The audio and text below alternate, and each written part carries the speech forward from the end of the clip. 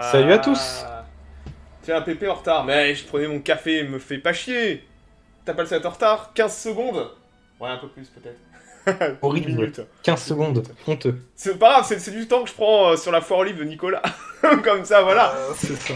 Non, non, non.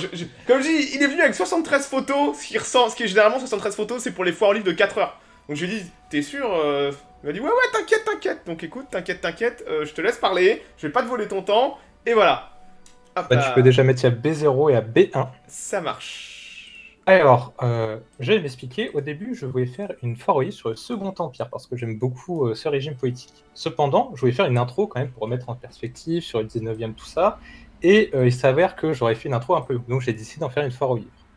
Et pareil, en fait, je vais aussi parler de la guerre de 1870. Donc je vais aussi en faire une foire aux livres à part. Donc on va se retrouver pour 3 foires aux livres. Aujourd'hui, on voit le 19e dans sa généralité. Enfin, je vais détailler après. Après, dans une seconde fois, le Second Empire. Et dans une troisième, on verra la guerre de 1870. Comme ça, on aura des ROF plus précises. Pour vous parler du 19e, je vais vous parler d'un livre qui s'appelle La Révolution de François Furet, qui va couvrir toute la période de 1777 à 1880. François Furet, c'est le président de HESS, enfin il y a été entre 77 et 85, il est spécialiste de la Révolution française et de toute histoire politique entre le 18e et le 19e. Malheureusement il est mort à ce jour, il est mort en 97. Ce livre, il n'est plus édité aujourd'hui, mais vous pouvez vous le trouver facilement d'occasion. Personnellement j'ai acheté à 1€, plus avec 4€ de livraison, ce qui fait 5€, ce qui est très bien pour ce livre, qui est format A5, qui est en grand format. Et normalement qui est dans une série plus grande, où en fait on essaie de faire toute l'histoire de France, donc ça commence par le Moyen-Âge, l'État royal, et Ancien Régime, la Révolution et la République, pour dresser une histoire complète de l'histoire de France. Ce livre fait 517 pages sans les annexes, et aujourd'hui je vais surtout vous parler de la partie 2 de ce livre. Je peux mettre aussi image B2 si tu veux, Pépé, qui s'appelle Terminer la Révolution, Ouais. qui fait environ 200 pages. Et si vous voulez pas acheter gros livres seulement pour cette partie, vous pouvez. Après, ça a été édité en 2 livres séparés. Donc vous pouvez juste acheter les livres séparés qui, pareil, se trouvent pour pas trop cher. Pourquoi je ne fais que la deuxième partie? Tout d'abord, j'aime pas beaucoup la première Révolution française. De raisons personnelles et tout, je me suis jamais grandement intéressé. Et après, il fallait parler de l'Empire. Galpin a déjà fait de nombreuses fois. On a déjà bien élagué, tout a été fait. JES, c'est le spécialiste sur ce sujet. Donc moi, ce que je vais faire, c'est que je vais parler de la fin du Premier Empire jusqu'à la fin du Second Empire. Pareil, est-ce que tu pourrais être à B3 maintenant, Pépé? Ah merde, attends, tu m'as mis une frise. Attends, je vais trouver un truc blanc et la frise va pouvoir aller se mettre dessus. T'inquiète, voilà. Pareil, quand j'avais choisi ma foire aux livres, en fait, j'avais choisi avant que Nanos fasse la sienne, et il n'y avait pas mis son sujet. Et donc je ne savais pas qu'il allait faire sur les élites françaises, et donc ce qui fait que, de base, ça aurait été un peu une répétition. Donc j'ai choisi le sujet, mais on va y approfondir, on va voir d'autres choses, ne vous inquiétez pas, ça ne va pas être une bête répétition. Déjà, ce qu'on peut voir avec cette frise, c'est que le 19e, c'est quand même pas mal morcelé, c'est pas mal un gros bordel, on va parler d'instabilité. Et on va voir les différents régimes qui succèdent et qu'est-ce qu'on peut en tirer, qu'est-ce qu'on peut analyser de ça. Est-ce que tu mets à B4 et à B5, Pépé, s'il te plaît? Du coup, on va commencer par la France, puis après l'Europe. Et comment, dans cette Europe, il y a une succession d'idéologies, qui s'appelle tout d'abord le royalisme, le libéralisme, ensuite le nationalisme, et enfin le socialisme, qui vont traverser le 19e siècle.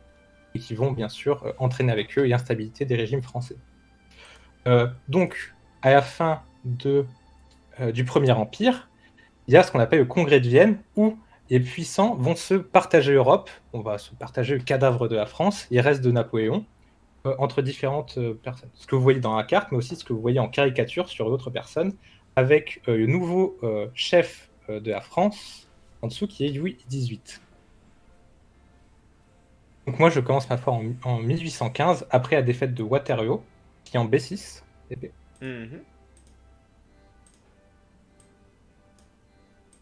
Donc les puissants vont essayer de se diviser l'Europe après avoir battu Napoléon, mais ils ne vont pas prendre en compte des peuples, ils vont juste rattacher leur territoire pour des intérêts expansionnistes.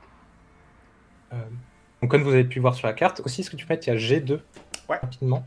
C'est juste parce que c'est le maître d'orchestre de tout ce découpage, c'est Metternich, c'est l'ambassadeur autrichien, c'est vraiment lui qui va orchestrer le congrès de Vienne et qui va permettre ce découpage et toute cette siégification autour. On en reparlera plus tard, c'est pour ça que vous en parlez maintenant. Est-ce que tu mets, il y a C1 et C2 PP. Donc, je vous ai dit, Louis XVIII, le roi de France. Vous avez un beau portrait de lui, qui est un tableau de propagande et tout, pour lui montrer dans sa belle effigie. Et à côté, je vous ai mis une caricature pour vous le montrer, parce qu'en effet, Louis XVIII était revenu une première fois en France pour reprendre le pouvoir, mais à cause des 100 jours de Napoléon, quand il est ressorti de l'île d'Elbe en Méditerranée pour reconquérir la France, Louis XVIII a dû s'enfuir pour après revenir. Donc c'est la caricature qu'on voit là. On voit un vieux Louis XVIII un peu gros sur un cosaque. Et la ville que vous voyez en feu brûlé, c'est Saint-Ouen, parce que les cosaques avaient pillé Saint-Ouen. Et donc c'est un peu pour foutre de sa gueule, parce que il a 60 ans, il a très peu de charisme, il est juste là parce que c'est le frère cadet de Louis XVI.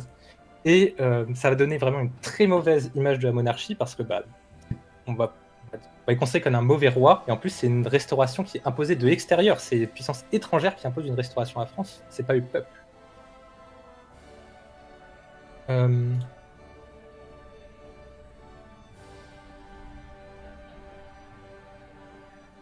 Après, ce que tu mets, il y a C3. Avec Louis XVI, Louis XVIII, mes excuses, il va y avoir ce qu'on appelle la terreur blanche.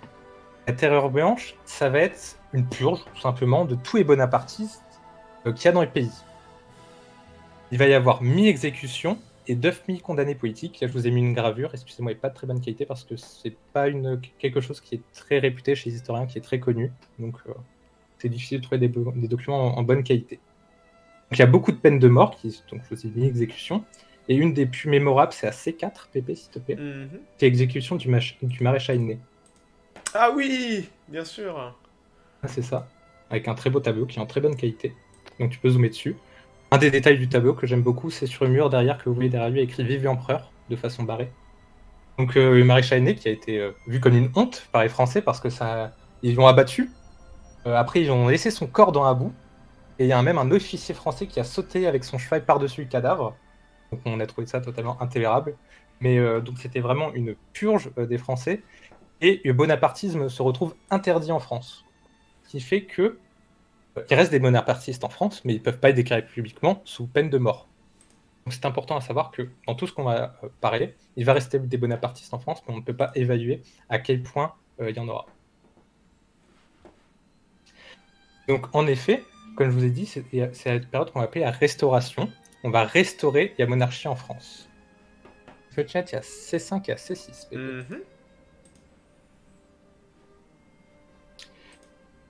En effet, Louis XVIII est un roi qui est plutôt légitimiste, mais vu qu'il sait qu'il est issu des pouvoirs extérieurs, il va essayer quand même de faire des concessions au peuple français et surtout à la bourgeoisie, qui avait gagné quand même beaucoup de pouvoir grâce à la Révolution. Et il va faire une des premières concessions qu'on va appeler une charte constitutionnelle. Alors, la charte, c'est ce qui était du temps des rois. Donc ça fait un peu monarchiste, mais c'est une charte constitutionnelle qui rappelle un peu la Constitution, mais qui n'est pas totalement une Constitution. On voit un peu qu'il est sur les deux tableaux, qui essaye de garder la grandeur de l'Ancien Régime, mais qui essaye un peu d'être c'est ça, qui essaie un peu de tempérer les bourgeois pour être en bonne entente avec lui. Et il fait ça dès 1814. Cette charte constitutionnelle, elle va amener le suffrage censitaire en France. Donc en fait, les gens qui peuvent voter, ils doivent payer un impôt qu'on appelle le cens. À cette époque, c'est seulement 1% de la population qui peut voter. C'est-à-dire absolument rien, c'est juste la très très haute aristocratie, quasiment personne. Mais le roi, dans cette charte, garde quand même pas mal de pouvoir et de l'image de l'Ancien Régime. C'est-à-dire qu'on garde un roi de légitimité héréditaire, qui est dit, je cite, inviolable. Inviolable, ça veut dire qu'il y a une immunité totale. Et il est jugé irresponsable. Irresponsable, ça veut dire qu'il n'est responsable de ses actions que devant Dieu. Donc, c'est-à-dire qu'il est totalement intouchable. Encore une fois, on a vu qu'il a fait des concessions bourgeois, mais qu'on est quand même sur un système qui est plus proche de celui de Louis XVI.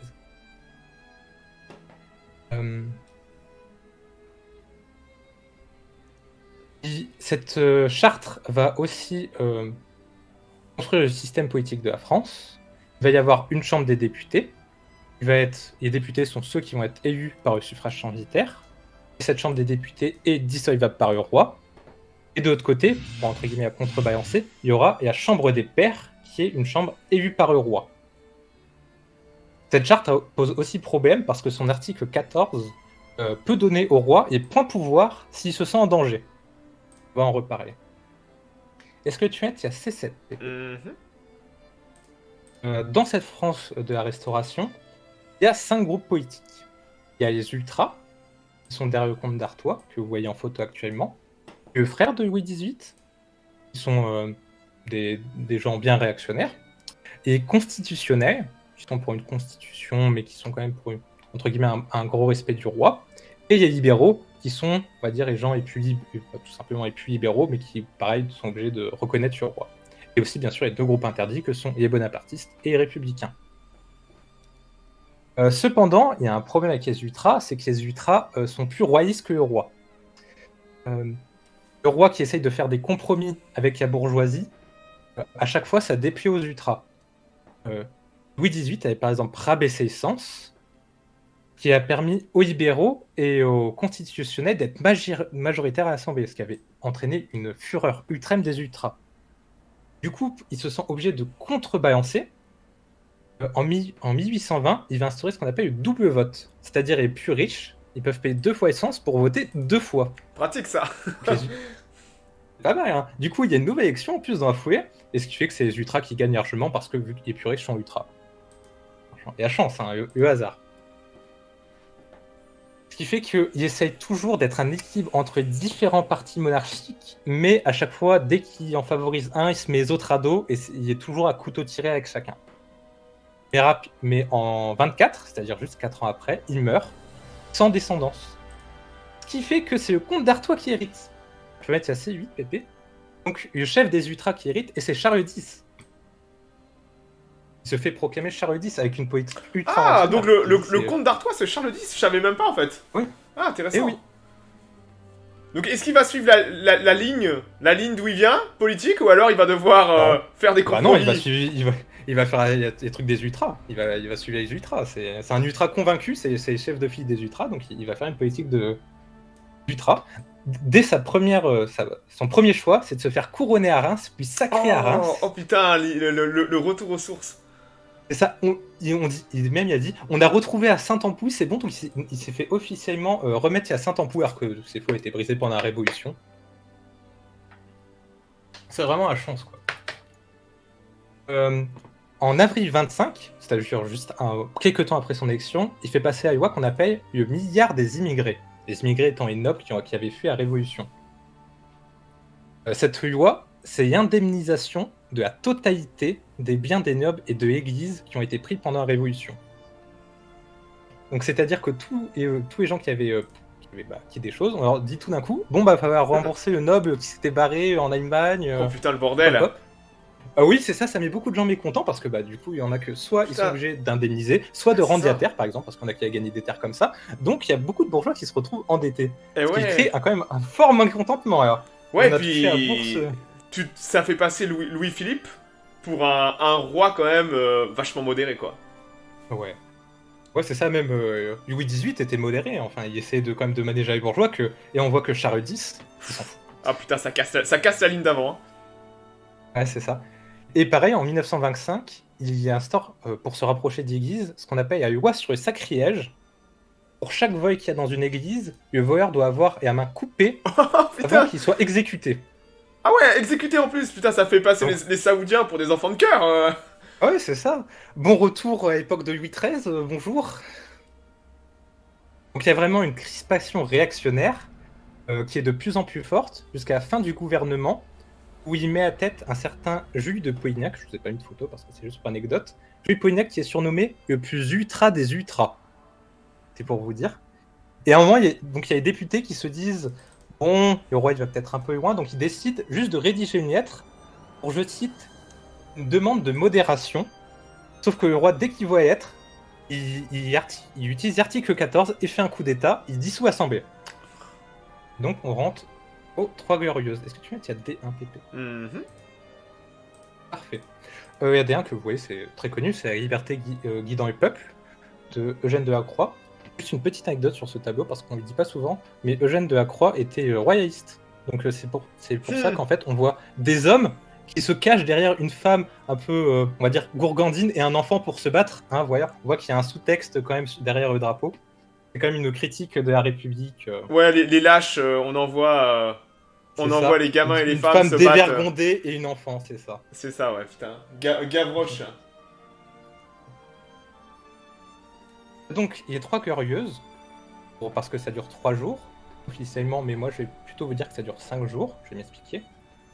Officiellement, on dit que ça dure du 27 au 29, mais vraiment, ça dure plutôt du 25 au 29 juillet 1830.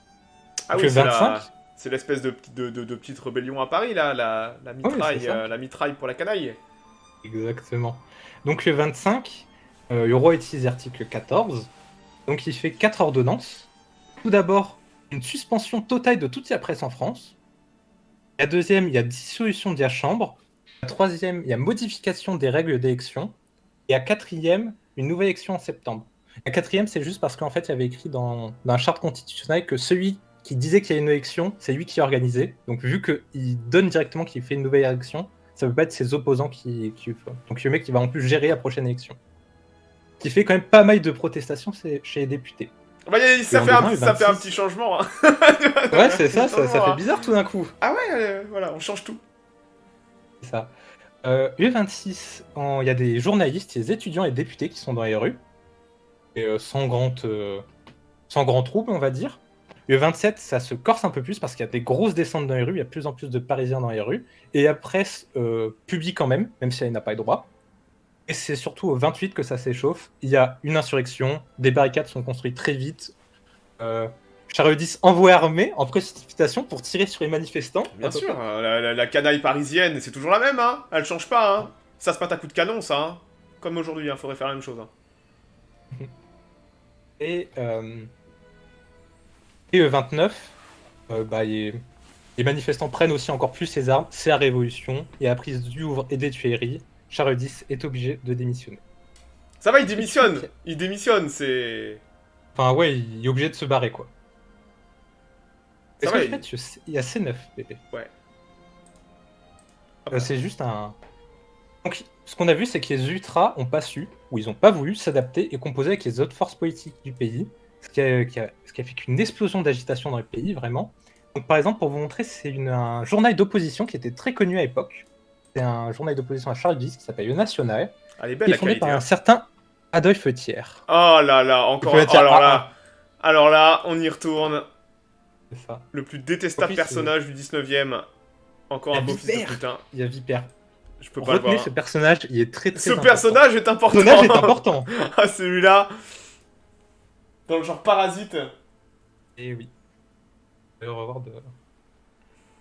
Les tueries, bon, ils sont souvent brouillés, mais après, ils ont été définitivement brouillés pendant la Commune. Ouais, c'est Est-ce la... que tu vois qu'il y a D2? Ouais. Il est beau le journal au niveau qualité, hein, putain. Il est très beau. J'ai trouvé des journaux... La plupart des images sont en très bonne qualité, donc n'hésite pas à zoomer dessus quand tu peux. Tu pourras mettre le journal en source dans Foire aux Livres, peut-être que certains... Moi, Ok, je j'irai. sais pas s'il passe. J'ai Ouais, peur que ce soit trop lourd non, pour mais Discord. Tu me l'enverras, parce que moi je peux, Ok. Ok, je suis un blanc privilégié, tu sais. Ok, parfait. Donc du coup, il y a D2. La Donc, D2.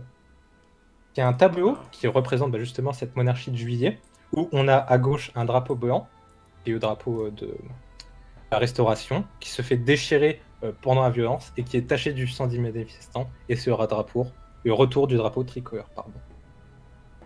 Mais ces 3 jours ont un goût un peu particulier, parce qu'on jette une royauté pour avoir une nouvelle royauté. Ah, c'est ça. C'est ça. Parce que même si les républicains étaient au-devant, ils étaient vraiment les meneurs des manifestations, mais par différentes carabistouilles, c'est une autre royauté qui s'en impose. Tout d'abord parce que les républicains, ils s'étaient tous rangés derrière Lafayette, le général Lafayette, je ne vous ai pas mis de photo. Mais ce Lafayette, au dernier moment, se préfère se mettre au service de Louis-Philippe Oh, ils vont contre se faire... certaines concessions. C'est pas le Lafayette qu'on connaît. Si, c'est genre Lafayette. Ah, c'est toujours le Lafayette. Putain, mais il a quel âge Lafayette à cette époque alors? Il est vieux. Il est Ah très ouais, vieux. il doit avoir est- la soixantaine. Oui, c'est ça, c'est juste pour. Tu sais là, le Lafayette de 1776. J'étais là, putain, mais attends, mais c'est le même. Oui, c'est ça. Putain, il Non, doit- mais il est très vieux. En fait, c'est son dernier coup d'éclat, en fait. Après, il fera D'accord, plus rien. ok. C'est ça. D'ailleurs, on dit que c'est Lafayette qui a réussi à avoir certaines concessions de Louis-Philippe, comme par exemple avoir le drapeau tricolore. Ah, ok. Mais aussi, si on veut des trucs un peu ce qui se passe derrière le tableau, c'est parce qu'il y a aussi des instigateurs, dont les journaux qui permettent de manipuler, on va dire, les informations publiques, dont un certain journal, Le National, par Adolphe Thiers, encore une fois. Adolphe Thiers, putain, dans tous les mauvais coups, il sera ce mec. Hein. C'est ça. Qu'est-ce que je... Donc tu peux mettre, il y a D3 et à D4, Pépé. Ah. Et oui, Philippe, je vous ai mis un tableau pareil officiel et un tableau, on va dire, un peu de propagande. Où on le voit tenir le drapeau tricolore et tout. On le voit qui protège la République, enfin pas la République, mais il y a le libéralisme et tout, le drapeau tricolore. On voit qu'il est porté par la foule derrière, mais quand même il se distancie de la foule, hein, faut pas trop en demander. Donc Louis-Philippe. Donc là, on a vraiment une recomposition politique qui se fait. Les ultras deviennent les légitimistes. Et les constitutionnels et libéraux deviennent les soutiens de Louis-Philippe et deviennent les orléanistes, parce que Louis-Philippe vient de la maison d'Orléans. Il est surnommé le roi bourgeois pour toutes ses positions libérales et toutes ses concessions pour la bourgeoisie. D'ailleurs, il se fait roi des Français et puis roi de France, et il y inscrit que la religion catholique n'est plus la religion de France, mais la religion de la majorité des Français. Il baisse le cens. Maintenant, il y a 170 000 personnes qui peuvent voter. C'est quand même pas mal. C'est déjà un bon avancé. Et ce que je parlais avec Pépé il y a quelques instants, il y a vraiment un renouveau politique parce que les anciens de la première révolution, tels que Lafayette, partent peu à peu pour laisser la place aux autres. Donc on a de nouveaux politicards. Il y a A1, Adolphe Thiers, qui devient en 3 mois conseiller d'État, donc c'est-à-dire adjoint du ministre des Finances, député et ministre. Il a quel âge alors, Thiers, à l'époque? Parce qu'il est jeune. Ouais, il est encore assez jeune, hein. Il a la trentaine, même pas? Ouais, 30, 40. Ouais, c'est ça, il doit avoir la trentaine, parce qu'il a encore... Il commence sa carrière politique. Il commence sa carrière politique, cette espèce de petite... Ouais, c'est ça. de petit parasite, là. Une belle carrière politique, un beau début, quoi. Putain, en 3 mois, conseiller d'État, député, ministre. On voit que son journal, il y avait... Et ça serait presque un Mélenchon. Il y avait des ascensions à rendre. Presque comme Mélenchon, hein, un sénateur à 30 et quelques, pas mal, hein. On reconnaît les fils de pute, hein. Ouais, c'est ça. Et c'est... Donc du coup, j'ai parlé des orléanistes qui ont la majorité du poids politique pendant la monarchie de Juillet. Mais ces orléanistes sont divisés en 3 camps, autour de 3 personnes. Un premier groupe autour d'un certain Guizot, un deuxième derrière un certain Barrault, et un troisième derrière Adolphe Thiers. Il reste des légitimistes et certaines minorités républicaines, mais c'est pas le plus gros de la force politique. Cependant, même si les orléanistes sont majoritaires, ils se battent entre les 3 camps et sont toujours à couteau tiré, ce qui fait qu'on a une vie parlementaire qui est totalement paralysée par ces oppositions. Juste parce qu'on n'a pas juste envie de reconnaître la force de l'autre, etc., qu'il y a des bonnes idées. Et il y a beaucoup d'insurrections républicaines, d'ailleurs, pendant la monarchie de Juillet. Par exemple, en juin 1832, à Paris, on utilisait cortège des enterrements en manifestation politique, en fait. Quand un républicain se fait enterrer, on utilise sa marche funéraire pour en faire une manifestation politique avec des pancartes, des slogans et tout. Et Louis-Philippe a souvent l'habitude d'envoyer l'armée pour réprimer tout ça. Et c'est arrivé de nombreuses fois, quoi. Louis-Philippe, en termes de généalogie, c'est qui exactement c'est un cousin, c'est un Bourbon à la con Ouais, non, même pas, c'est même pas un Bourbon. Parce Les Bourbons, c'est légitimiste. Donc là, c'est de la maison d'Orléans. En fait, ouais, c'est ça, c'est un Bourbon d'Orléans. Qu'on met. Ouais, c'est ça. Et en fait, c'est un Orléaniste, je crois qu'on est obligé de remonter à Louis XIV ou Louis XVI pour trouver, parce que c'était du descend d'un cousin et tout. En vrai, d'accord, ouais, c'est un... Il y a du sang royal, mais pas du tout, en fait. On va voir ça, justement, qui va essayer vraiment de se légitimer. Justement, dès maintenant. Est-ce que tu peux mettre qu'il y a D5 TP Attentat de Fieschi. C'est un attentat qui est orchestré juste dans le but de tuer le roi, par un Italien, si je ne me trompe pas, où pendant un défilé militaire, il va y avoir l'utilisation d'une machine pour tirer plusieurs coups et essayer de tuer le roi. Vous avez cette machine en D6 et en D7. Il est tiré par une fenêtre que vous pouvez voir en haut à gauche du tableau. Ah putain, mais je croyais que moi je me disais, mais Ouais, qu'est-ce mais- que c'est que cette merde? Tu sais, quand tu m'as envoyé les photos, j'ai dit, mais c'est quoi ce truc? C'est un Mac, c'est un truc de torture, mais en fait c'est un flingue! Oui, c'est un flingue, on va dire, c'est la toute première mitraillette. Enfin, il y a C'est des une débats espèce de d'historiens, petite mais en fait, mitrailleuse. Putain, il a mis ça à la fenêtre ça et. tire tous les coups en même temps. Ah, c'est Il y a génial! bombardé. Putain, je me disais, mais c'est Le un roi truc de qui est pas torture et touché. tout. Ah, génial. Non, c'est pour tirer plusieurs coups, plusieurs fois d'un coup. Et le roi s'en est sorti. Et donc, bien sûr, s'il s'en est sorti, c'est la grâce de Dieu, bien sûr. C'est parce qu'il a été touché par la grâce divine. Et ça lui a permis. En fait, c'est parce que Dieu veut qu'il soit le roi de France, en fait. Voilà, tout ce discours pour essayer de se légitimer. Et aussi, il va quand même ce qu'on appelle faire les lois de septembre. Donc, c'est-à-dire une baisse du droit de la presse et des libertés individuelles. Il va un peu radicaliser les républicains. Est-ce que tu peux mettre il y a D8 PP Mhm. C'est bon? Ouais, vas-y. Du coup, vous pouvez voir sur cette caricature Adolphe Thiers. Quel... Parce qu'en effet, Adolphe Thiers est président du Conseil, mais il n'arrive pas à maintenir la stabilité entre les arianistes. Il y a toujours des divisions internes, des conflits, et on va dire qu'on se moque un peu d'Adolphe Thiers pour ça, qui n'arrive même pas, souvent à même pas tenir son propre parti. Et il va être remplacé par quelqu'un d'autre, qui est Guizot. C'est donc ce qu'on va appeler le moment Guizot, qui va durer pendant 7 ans. Il y a vraiment un développement de l'économie, un renforcement du sens, plus de garanties sur la liberté. Il y a aussi Enquête de Villormet à cette époque, qui est la première enquête sur la condition ouvrière. C'est la première enquête de ce type au monde, et on considère que c'est la première enquête sociologique. Donc on voit qu'il y a quand même des avancées à la fin du régime. Que tu mets, il y a D9, PP. Donc il y a D9, c'est encore une fois cet objectif de se légitimer pour Louis-Philippe. Là, on le voit devant Versailles, parce qu'il avait fait des rénovations à Versailles. Il y avait aussi transformé le Louvre en musée. Et on le voit à côté de ses 5 fils. Je crois qu'en plus, il y en avait un qui était mort à la sortie du tableau. Pour essayer de, entre guillemets, vu qu'il sait très bien qu'il n'y ait pas des Bourbons, il y a des Bourbons d'Orient, il va essayer d'ancrer sa famille dans la France. Il va essayer d'y légitimer, de légitimer sa lignée. Et on peut voir justement, juste derrière lui, en fond, tu peux zoomer, Pépé, on voit, il y a la statue de Louis XIV. Il se met dans la lignée de Louis XIV. Ah ouais, bien Et vu, la statue de Louis XIV. Et si on regarde bien, sur la statue de Louis XIV et Louis-Philippe, ils ont exactement la même pose. Les chevaux ont exactement la même pose. Et donc, c'est pour dire, je descends de Louis XIV. Il est beau le tableau, hein. On peut pas. C'est très, très nier ça, il est magnifique. Hein. Oh, c'est qu'un bout du tableau en plus. Normalement, il est encore un peu plus gros sur les côtés, mais je n'ai pas trouvé en meilleure qualité. Donc, oui, beau tableau. Donc, la fin du régime qui essaie sans cesse de se légitimer, qui arrive très bien, mais on va dire qu'il essaie plus de légitimer que d'essayer de faire plaisir aux bourgeois, de faire des concessions. Mais la fin de ce régime, avec le moment Guizot, c'est quand même, on va dire, un bon moment parce qu'il n'y a plus de troupes parlementaires, les oppositions sont calmées, il y a de grandes réformes. Cependant, ça va quand même se gâter parce qu'il y a une crise économique qui arrive, surtout à cause de mauvaises récoltes. Et la monarchie de Juillet va tomber aussi, parce qu'on va la juger incompétente. Et la monarchie, à cette époque, va vraiment être un synonyme d'échec. On va avoir 2 régimes, 2 monarchies à la suite, qui vont s'effondrer une à la suite de l'autre. Et la monarchie est vraiment très mal vue. On pense vraiment que c'est un régime qui ne marche plus. Est-ce que tu as il y a B3, PP. La B3. Ouais, c'est ça. Ouais. Encore la frise. Ouais, t'inquiète. C'est juste pour vous montrer la Seconde République. Si vous regardez bien sur cette frise, la Seconde République est très très courte. Elle fait 3 ans. 3 ans, c'est ridicule. Et on va se voir pourquoi cette Seconde République est aussi courte. Alors que pourtant, on va dire elle est assez connue indirectement.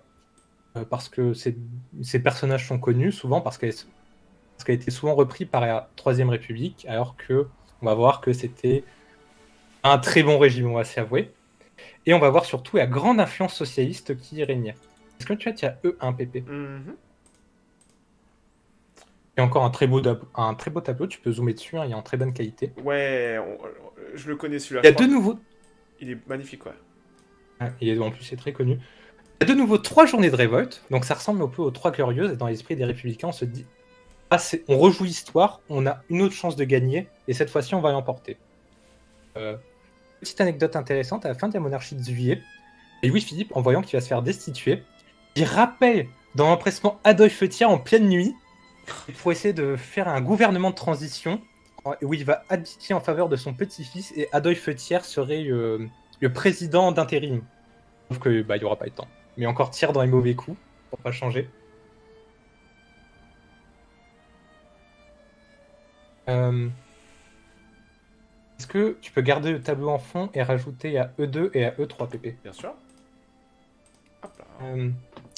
Donc cette fois-ci, les républicains sont prêts à en découdre et ne veulent absolument pas se faire voler cette révolution, contrairement aux Trois Glorieuses, et investissent directement le gouvernement.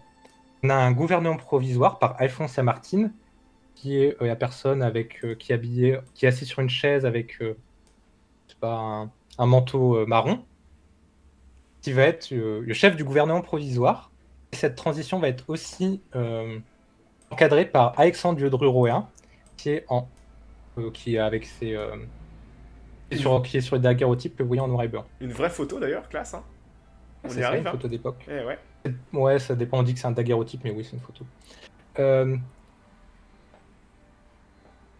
Pareil, il y a E4 PP, toujours, qui est Louis Blanc. Alors, Louis Blanc et Lamartine vont une de leurs premières décisions, c'est le refus du drapeau rouge. On peut voir d'ailleurs, c'est ce que illustre E1, c'est le refus du drapeau rouge avec la personne qu'on voit, je crois qu'il est sur une chaise avec le bras tendu. C'est Alphonse de Lamartine qui est en train de refuser le drapeau rouge pour lui préférer le drapeau tricolore. Pareil, si on regarde bien, à côté de lui, à 2 espaces de lui, sur la première rangée, il y a Ledru-Rollin et il y a différentes personnes très connues sur ce tableau.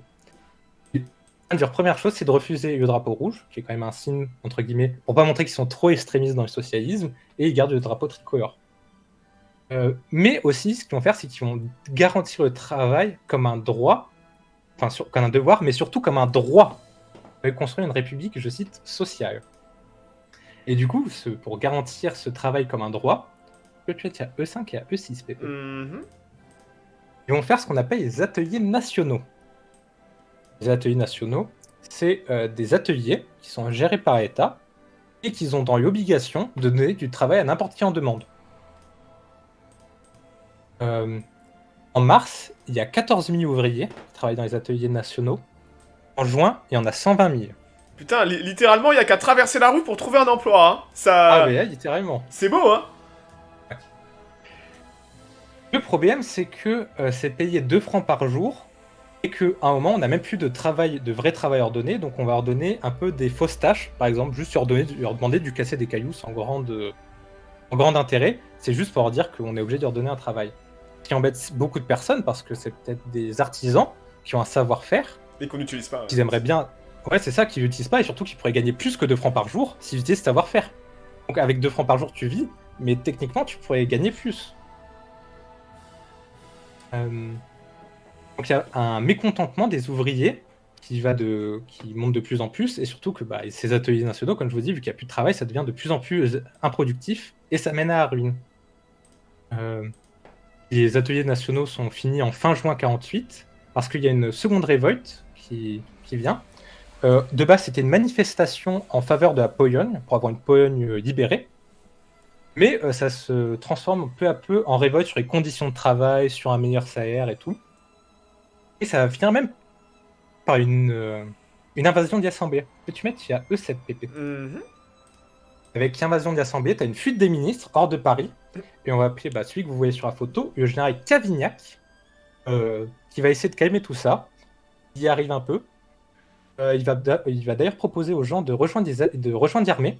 Au lieu de travailler dans les ateliers nationaux, ça marche très peu, mais il arrive quand même à les calmer. Bon alors, c'est soit le travail, c'est soit le travail, soit l'armée. Vous choisissez. Ouais, c'est ça. C'est ça. Et il prend quand même la décision de dissoudre les ateliers. Et lors de cette dissolution, il y a des grands combats partout dans les rues, dans la capitale. Et donc, le gouvernement va faire des milliers de déportés en Algérie. Et Lamartine, devant ce fiasco, va donner plein pouvoir au ministre de la guerre de l'époque, qui est Cavignac. Donc on a Cavignac qui est surnommé le sauveur de la République, qui jouait vraiment d'une très grande aura. Louis Blanc, qui avait un peu c'est de lui dont vient l'idée de faire des ateliers nationaux. Son nom va être sailli à jamais, ça va poursuivre toute sa carrière, je crois qu'il va être encore ministre pendant la Troisième République, pas ministre, député pendant la Troisième République. Mais à chaque fois on lui rappellera ce fiasco qu'ont été les ateliers nationaux ont été un gouffre financier pas possible et un créateur de tension. Est-ce que tu mets qu'il y a E8, Pépé? E8, c'est parce que aussi cette Seconde République se démarque par une nouvelle chose qui est le suffrage universel masculin. C'est pas important, c'est seulement les hommes, hein, évidemment, qui est une première mondiale. On peut voir sur le tableau. On passe de 250 000 votants à 9 millions. Putain, pas mal. Gros élargissement. C'est encadré par Yodru Rohin, que vous pouvez voir au fond du tableau, qui est accoudé aussi près, en train de regarder son rêve se faire. Le mec. C'est ça. D'ailleurs, tu peux voir en tête de fille, tout à droite de la tête de fille de droite, Pépé, il y a Adolphe Thiers. Mais c'est pas possible, putain. Mais si, il est là, il est toujours là, parce qu'il y avait quand même participé à la Seconde République un peu. Mais toujours en tant que conseiller, il n'y avait pas de vrai héros, quoi. Le problème, c'est que on a donné le suffrage universel, mais vient les élections législatives, et c'est un gros bordel. Je pèse mes mots. Le problème est que une personne peut se présenter à plusieurs endroits, mais il ne gagnera qu'un seul poste. Donc on a des gens qui se disent « je vais me présenter à 5 endroits, ça me fait plus de chances de gagner ». Si ça se trouve, ils vont gagner dans ces 5 endroits, sauf qu'ils vont en choisir qu'un. Et donc dans les 4 autres où la personne ne va pas être, on va être obligé de faire un second tour. Donc on arrive à certains départements où on va être obligé de faire 5-6 tours. Parce qu'à chaque fois, le mec choisit un autre poste. Oh, c'est un bordel monstrueux. Tu te demandes, il n'y a pas des mecs qui ont pensé à ça, tu vois. Ah, c'est ça. Justement, c'est le premier suffrage universel. On était en mode, on sait pas. C'est vrai, ouais, c'est vrai. Ça, comme ça. Tu vois, il y a E9 aussi, Pépé. Il y a E9 aussi, c'est Alexis de Tocqueville, aussi une grande personnalité de cette époque, qui va essayer de montrer exemple de comment voter, comment bien voter, parce qu'il y a aussi il est pour le droit de vote, même s'il était plutôt réaliste que républicain. Il va être le premier à voter dans son village, pour soi-disant montrer exemple, mais c'est surtout qu'après, vu que c'était pas des bulletins secrets, il se tenait dans les bureaux de vote pour voir ce que les autres votaient. D'ailleurs, il a même dit je m'inquiète pas de ce que les gens vont voter, ou alors ils voteront ce qu'on leur dira de faire. Ah bah ouais. Ah, pas toujours. En même temps, est-ce que ça a vraiment changé, hein?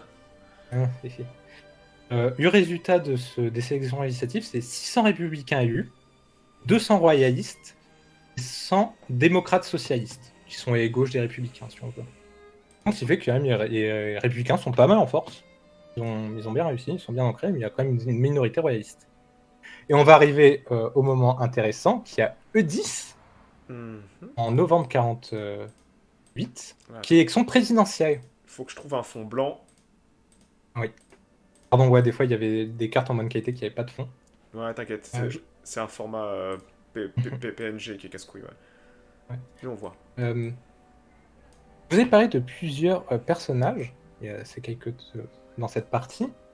C'était pour détruire un mythe qu'on disait souvent Louis-Napoléon Bonaparte a gagné grâce à son nom parce qu'il était connu. Et en face de lui, il y a Cavignac, le sauveur de la République, le général qui a réussi à... Notre ancien ministre des Armées, qui était quand même pas rien, je pense, à l'époque. Oui, c'est ça, on dit que c'est le sauveur de la République, c'est lui qui a réussi à mater les ateliers nationaux. Il y a Yodru Rohin, qui est très connu, et Lamartine. Donc c'est pas des inconnus qui est en face de lui, c'est quand même des gens connus, et des gens qui sont quand même appréciés. On va dire que Lamartine, c'est pas le plus apprécié du monde, mais Cavignac est très très apprécié en France. Donc c'est un peu pour briser ce mythe que Bonaparte a juste gagné grâce à son nom. Non, c'est pas vrai. Il y a aussi des gens connus en face de lui. Et on verra sur la Fort Ouvert, il faut que je ferai pendant le Second Empire. J'approfondirai tout ça et j'expliquerai. Du coup, le résultat de ces élections, grosse victoire de Louis-Napoléon Bonaparte, avec 5,4 millions de voix. Cavignac est derrière avec 1,4 million de voix. Yodru Rohin à 400 000 voix. Et Lamartine, moins de 20 millions. Ça, c'est le top 4. Il y a aussi un légitimiste qui s'était présenté. Il a reçu moins de 5000 voix. Petite anecdote. Louis-Napoléon Bonaparte fonde un parti alors qu'on va appeler le parti de l'ordre avec un certain Adolphe Thiers. Tu peux mettre A2PP. C'est pas possible, hein. Tu sais, la photo de Thiers, là, je la balade depuis tout à l'heure, non-stop. Gardez sous le coude, ça peut servir. Mais tu sais, c'est vraiment les mêmes où genre tu le jettes par la porte et il revient derrière Ah non, toi. mais c'est ça. Thiers, c'était justifié de faire cette alliance avec Napoléon Bonaparte parce qu'il a dit qu'il avait peur des républicains de gauche, qui étaient trop socialistes pour lui et qui risqueraient de détruire la France. Je vous passe une grande partie de cette interlude, on va dire, où il est président, pour arriver à un point où Louis-Napoléon Bonaparte veut allonger son mandat, mais c'est refusé par la Chambre des députés. Donc le 2 décembre 1851, il fait un coup d'État suivi d'un plébiscite pour changer la Constitution. Ce plébiscite est un franc succès parce que sur les 9 millions de gens qui votent, il y a 7 millions qui sont pour Putain. un changement de la Constitution. Une Donc époque, encore une époque où on demandait aux gens leur avis. Ça semble incroyable. Ouais, c'est ça. Ok. Euh, Louis-Napoléon Bonaparte devient alors prince-président. Et d'ailleurs, il y a que les historiens considèrent que c'est la fin de la Seconde République et le début de l'Empire, parce que même si Louis-Napoléon Bonaparte n'est pas encore empereur officiellement, il a tellement épais un pouvoir qu'on considère que le Second Empire commence maintenant. Et justement, on va pouvoir passer au Second Empire. Putain, donc il a réussi à faire un coup d'état, un coup d'état légal quasiment. En fait, il a fait un coup d'état, on va dire, non démocratique, mais après, avec le plébiscite, il a rendu démocratique. Donc, techniquement, on n'a rien à lui reprocher, en fait, vu qu'on est en démocratie et que il y a fait voter les gens, on a... Maintenant, la question c'est est-ce que si les joueurs avaient dit non, est-ce qu'il aurait accepté la défaite et lâché l'affaire? C'est une grande question. Même s'il avait dit non et qu'il y avait, entre guillemets, qu'il n'y avait pas lâché l'affaire, je pense qu'il y aurait tellement pas eu de légitimité que les républicains auraient destitué facilement. Que là, les républicains, ils peuvent, entre guillemets, rien dire parce que c'est eux qui ont instauré le droit de vote et maintenant, c'est genre, ils auraient des gens qui votent. vous donne le droit de vote. Ah, vous votez mal. Attends, on vous reprend le droit de vote. Non, vous votez mal. C'était un peu compliqué. Est-ce que tu as F1 et à F2 PP? À F1, c'est Louis-Napoléon Bonaparte et à F2, c'est Victor Hugo à peu près en 1849, si je me trompe pas. On n'a pas l'habitude de le voir comme ça, donc j'ai essayé de prendre une photo un peu d'époque.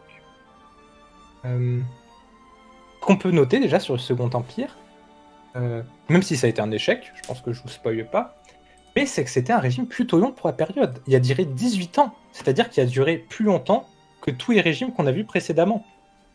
La Restauration, c'était 15 ans, la Seconde République, c'était 3 ans, et la Monarchie de Juillet, c'était 10 ans, quelque chose comme ça, je ne me souviens plus exactement. Mais ce régime est quand même mal aimé de nos jours parce que Victor Hugo, que vous voyez en photo, cassait beaucoup de sucre sur son dos. Et c'est pour ça qu'on a maintenant une légende noire. On en reparlera sur un foire au livre. Moi, je suis pas un échec, je suis pas d'accord avec un échec. Hein.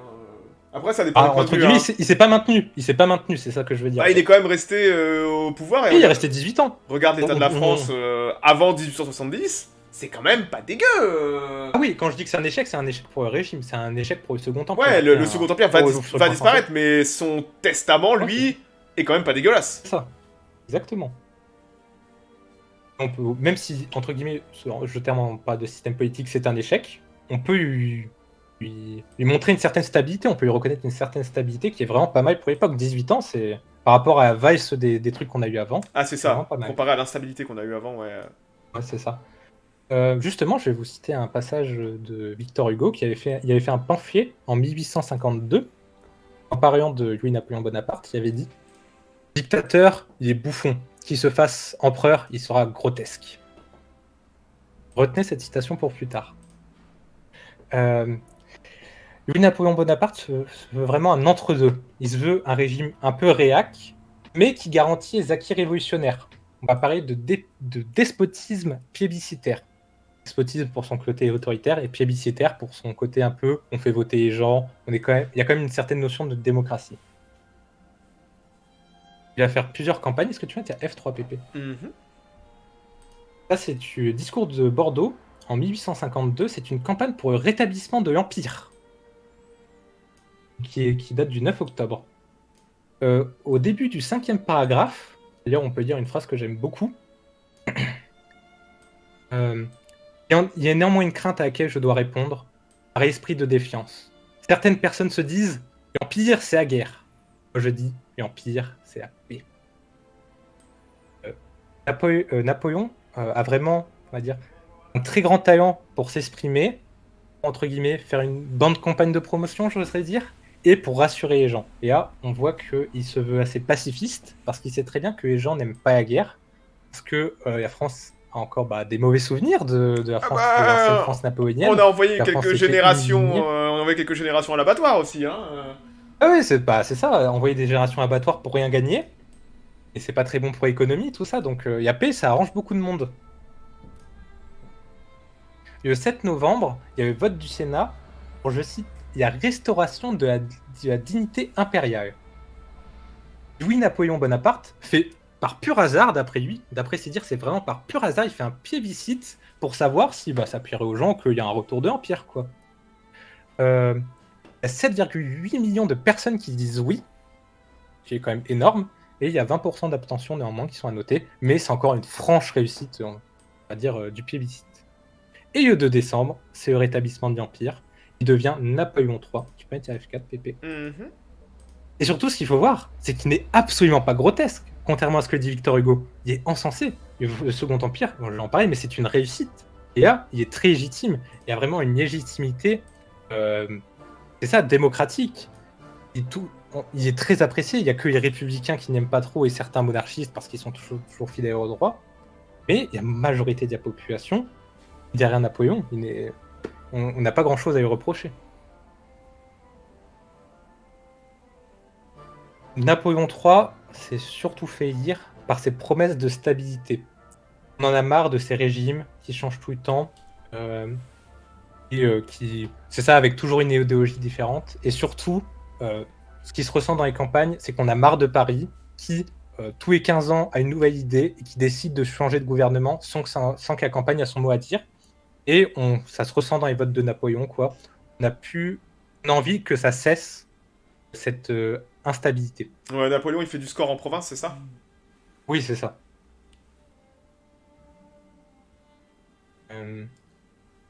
Cependant, il faut noter qu'il y a quand même des organisations républicaines qui se font pour essayer de reprendre du pouvoir.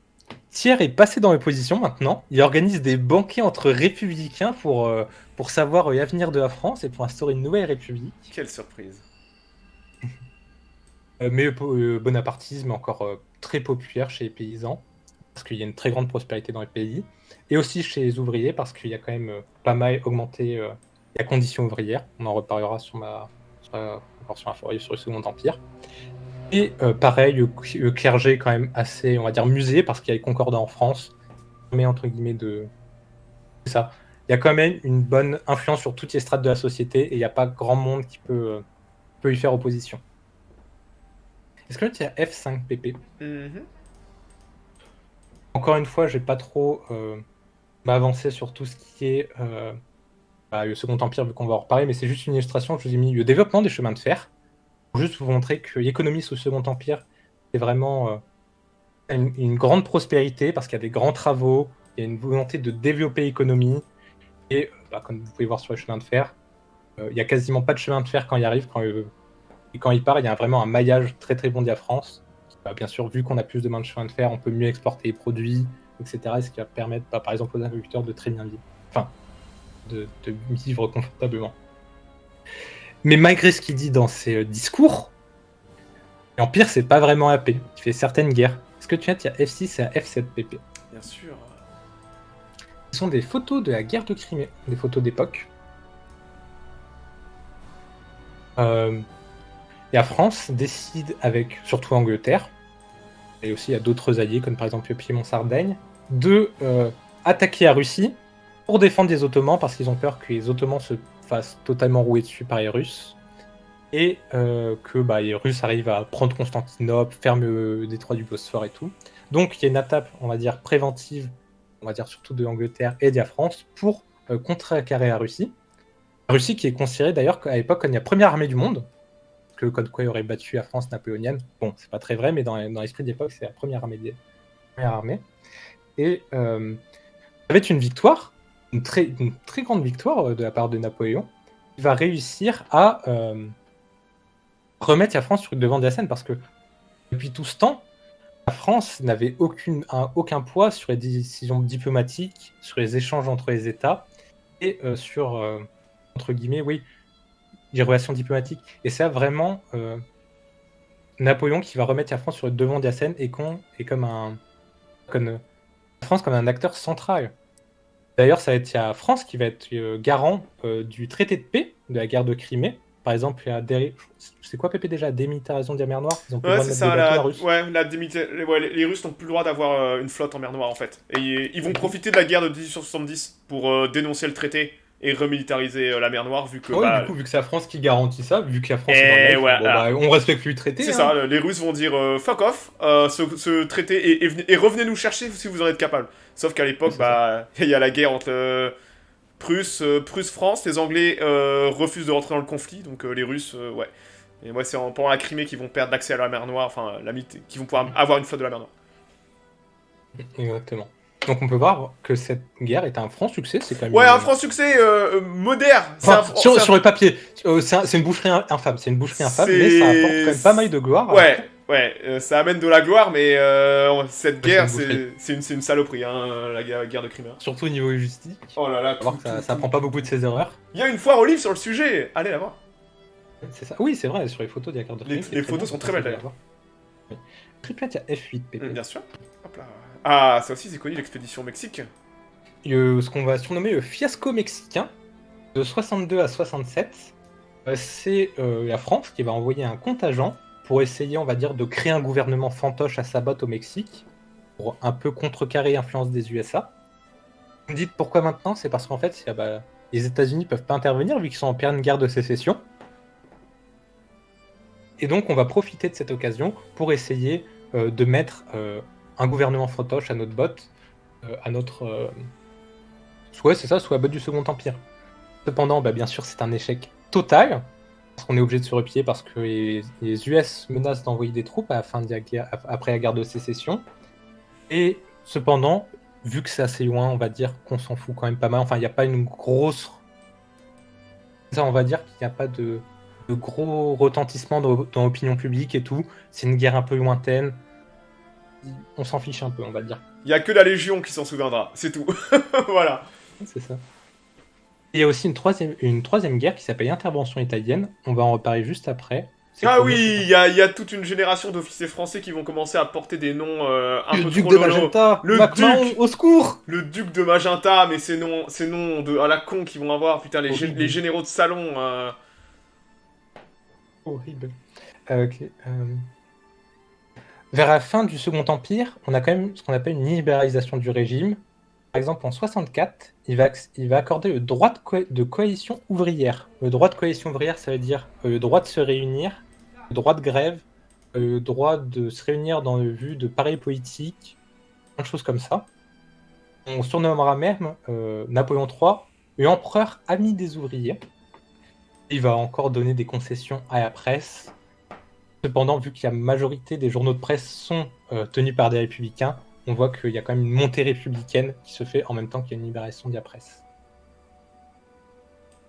Pour conclure sur le Second Empire, il arrive à se maintenir parce qu'il n'y a pas d'opposition forte en face de lui, en fait. Il n'y a pas d'opposition forte organisée. Il y a un peu des républicains avec Thiers et tout, mais c'est quelque chose sous cloche, quoi, qui est vraiment pas majoritaire. Il arrive à bien utiliser le suffrage, à bien utiliser le plébiscite pour se légitimer.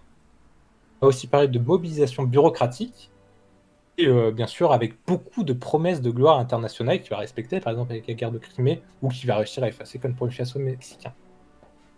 Est-ce qu'on a F9 et à F10 De base, je voulais juste mettre F9, qui est une carte, mais aussi quand j'ai vu l'autre, qui est une image de Thiers, qui est quelques jours après le début de la guerre, qui a fustigé la guerre pour dire « Oh non, Napoléon III qui nous amène dans une guerre, franchement c'est honteux. » Thiers toujours dans les bons coups, encore une fois.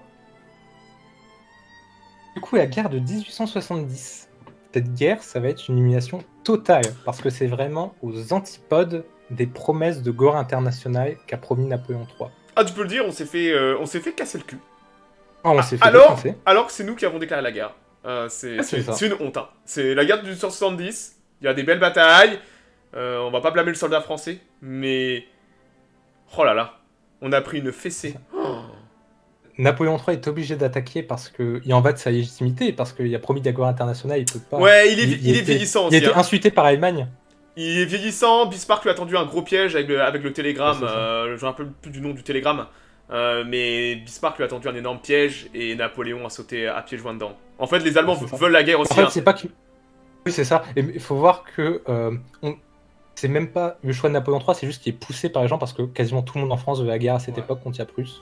Tout le monde veut la guerre, et le Et problème tout le c'est que si vous déclarez la guerre, vous allez être vu comme l'agresseur, vous n'aurez pas de légitimité internationale. Il faut que vous soyez celui qui est attaqué. Et Bismarck va très très bien magouiller pour le... C'est le trône d'Espagne, je crois. Avec autour Oui, c'est de toute l'affaire pour mettre je crois que c'est un Hohenstaufen ou un truc comme ça sur le trône Ouais, d'Espagne. c'est Et la sauce va monter.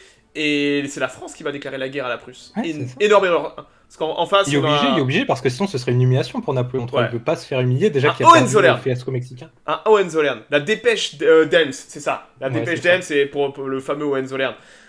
Donc là, et le problème, c'est qu'en face, on a l'âge d'or du haut commandement allemand. Ouais, c'est ça. On a les rois de la logistique. On a une armée qui vient de péter la gueule au Danemark et à l'Autriche. Et on attaque Alors ça. qu'en France, on a une armée un peu trop confiante avec le duc de Magenta. Un jour, tu feras une fois relief sur la guerre de 1870. Oui, je vais. Alors, comme je l'ai dit, on pourra en va parler. pas trop s'étendre, on fera la guerre de 1870 et on vraiment rentrera dans les détails. On va pouvoir parler en On va détail vite parce passer. que c'est un sujet que je connais bien et que j'aime beaucoup. Et il y a beaucoup à dire sur la guerre de 1870, hein, au niveau préparation française, alors que c'est nous qui Voilà, attaquons. du livre de François Ross, ça va être très bien. Avec Bourbaki et tout après, les contrats. Au secours. Au secours, ouais. Gambetta. Putain, Gambetta. Donc, faut voir que surtout que Napoléon III va être comparé à son oncle. Et c'est vraiment risible ce qui se passe parce que Napoléon I, il perd, mais il perd glorieusement contre toute Europe. Il y a toute Europe à dos et entre guillemets, c'est tragique. On a presque de l'empathie pour lui. Alors que Napoléon, il attaque et il perd tout seul. Il perd contre la Prusse seul. C'est vraiment une humiliation.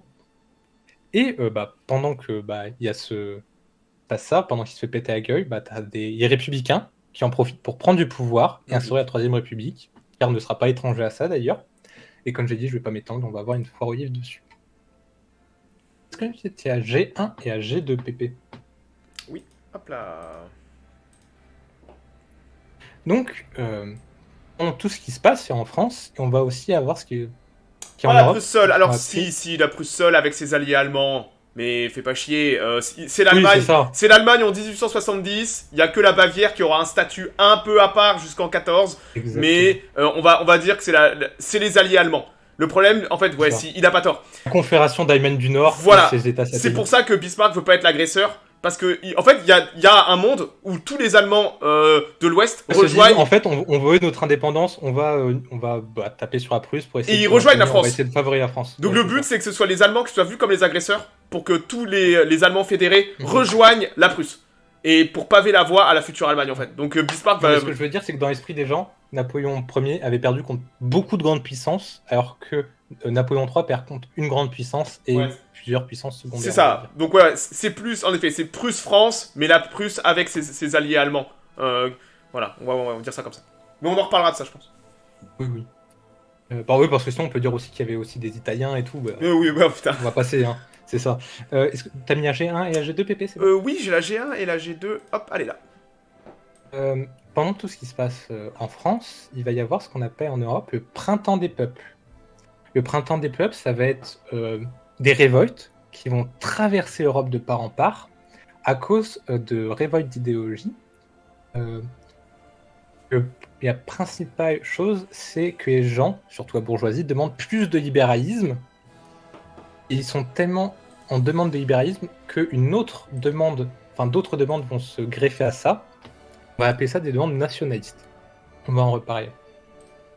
Il va y avoir, comme vous voyez, plusieurs révoltes en Autriche. Et ce qui est assez drôle, c'est que il y avait une révolte à Vienne. Et l'empereur n'était pas là. Il était, je crois, dans sa maison de campagne ou un truc comme ça. Et quand il a pris la révolte, il y avait Metternich sur place. Il a dit « Oh, Metternich, je te laisse gérer l'affaire. » Metternich, qui était, je rappelle, le chef d'orchestre de la révolte du congrès de Vienne, qui avait quand même un certain prestige, n'a rien pu faire. Il s'est fait totalement ensevelir. Il a même failli être tué pendant l'invasion des bâtiments publics, des bâtiments étatiques. Et il a été obligé de se cacher dans un panier d'install pour essayer de fuir jusqu'à la frontière. Donc cet homme glorieux est tombé bien bas à cause de ça.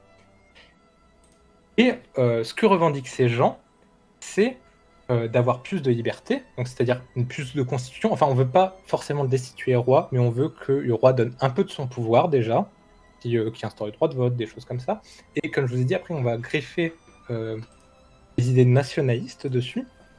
Les idées nationalistes, ça va être le fait que chaque nation, on va définir après ce qu'est une nation, ait un royaume à lui et pas qu'on dépende d'un roi. Est-ce que tu mets, il y a G3 PP, il y a G3 nationalisme, pardon, j'ai mis 2 G3. Ouais, t'inquiète. G3 nationalisme qui est une... Là, c'est bon. Parfait. Donc là, c'est une illustration de ce qui se passe, une illustration des printemps des peuples et de ce nationalisme. On voit tous les peuples se tenir gaiement un à côté de l'autre et qui vont essayer de se réunir en fonction des nationalités. On voit d'un côté la France, d'un côté l'Allemagne, l'Autriche et tout. On voit pas bien, mais il y a Sicile, il y a Lombardie, il y a Romagne, qui sont 3 États italiens, ont tous le même drapeau, et qui sont en train de faire la fête, d'être heureux, alors que sur le premier plan, on peut voir des armoiries, des couronnes qui ont été cassées. Donc on va vraiment parler d'une opposition entre l'Europe des rois et l'Europe des peuples.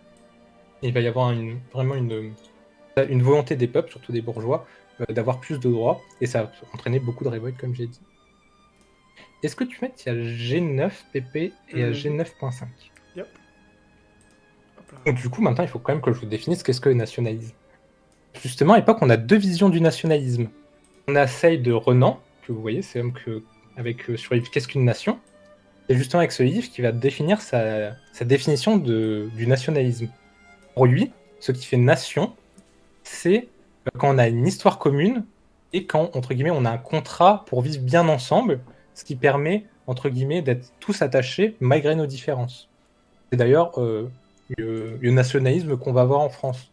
On peut avoir des Français de la langue d'Oï, des Bretons de l'Ouest qui sont celtiques, des Alsaciens qui sont germaniques, mais vu qu'ils ont une histoire commune, ils peuvent s'en tenir ensemble même s'ils n'ont pas la même culture. Alors que justement, ce que vous voyez sur la carte, c'est plutôt la vision allemande, qui est une vision raciale, on va dire, qui va se baser sur le sang, les ancêtres qu'on a, et la linguistique. Ceux qui peuvent faire nation, d'après ça, c'est seulement les gens qui ont une culture commune, des ancêtres communs. On doit faire des nations en fonction de nos ancêtres. Donc du coup, ça a posé quelques problèmes, par exemple pour Alsace, bien sûr, on va dire qui est de linguistique et de sang allemand, mais qui est inclus dans l'histoire française, dans le contrat français. Cette vision du nationalisme allemand va d'ailleurs avoir des problèmes pour se former autour de la question de la grande et de la petite Allemagne. En effet, le point de vue en Prusse, c'est de faire ce qu'on appelle la petite Allemagne, c'est-à-dire de prendre seulement les gens qui sont de culture germanique. Donc ils veulent inclure l'Autriche dedans, ils veulent pas inclure tout ce qui est Tchéquie, Hongrie et autres. Alors que la Hongrie aimerait bien quand même conserver l'Autriche voudrait bien conserver la Hongrie, etc. Parce qu'ils ont plus un nationalisme de contrat. Et donc, il va y avoir quand même un conflit entre ces deux-là, qui n'aboutira jamais, et donc c'est pour ça qu'on a entre guillemets toujours ces deux États, avec Allemagne qui a fait son unité nationaliste, linguistique avec les États allemands, mais pas avec l'Autriche. L'Autriche qui avait essayé de continuer son union de contrat. Mais si, bientôt on aura une unité allemande complète avec même les Allemands d'étrangers. Mais bon, ça. Non, parce qu'il n'y a pas la Suisse, il n'y a pas la Suisse. Ouais, mais bon, là, c'est vrai. Ils sont pas tous là, mais... Oui, ils sont pas tous là. Ben, le Troisième Reich, c'est entre autres un peu la grande Allemagne, on va dire ça comme ça, avec tous les Allemands de Tchéquie, les Allemands de Hongrie qui auront... Donc il y a beaucoup d'Allemands qui traînent en Roumanie et tout ça. Et ben vous aurez ces Allemands qui sont considérés comme des citoyens allemands. Ils auront aussi le droit de servir dans l'armée directement. Mais ouais, c'est vrai que c'est deux visions différentes. C'est ça, c'est deux visions qui se battent et chaque pays va un peu choisir son nationalisme. En France, on va, comme je vous ai dit, avoir plus un nationalisme de contrat, d'histoire. Il y a l'Allemagne, tout racial. Ce qu'on peut voir, c'est que le Royaume-Uni n'a pas connu ces révoltes, tout simplement parce qu'en fait, ils ont tellement fait de concessions libérales qu'ils n'ont pas besoin de... La question se pose pas, ils n'ont pas trop de révoltes chez eux. Est-ce qu'il y a G3 PP, mais autre, cette fois-ci, à carte d'Italie? Ouais. On va aussi prendre l'exemple de la carte d'Italie pour parler de ces nationalismes. Un beau bordel aussi, hein. Oui, un gros bordel où la France va prendre part justement. Ouais, c'est ça, on va aller mettre un coup de pied dans le bordel, hein. L'Italie va se former autour du royaume de Piémont-Sardaigne, qui est un pays qui est quand même pas mal aimé à l'époque. C'est un pays qui a participé à la guerre de Crimée, qui est très libéral pour l'époque. Ils ont une constitution, ils ont un roi, mais ils ont une constitution. Et qui est quand même une puissance majeure, il est industrialisé. On n'a pas grand-chose à lui redire. Et on va essayer de réunir tous les Italiens dans un même pays. Comme vous voyez, on va faire un mouvement où, tout d'abord, je vais parler des petits États romains, avec Romagne, etc., où ils vont être tous pris un par un. On voit que l'État d'Église a été réduit d'une grande partie, alors que pourtant Napoléon III était garant de cette unité, était garant de l'État d'Église. Et en fait, Napoléon III était au courant que l'État de l'Église allait se faire annexer. Et ce qu'il y a, c'est que Napoléon III avait passé une partie de sa vie en Italie.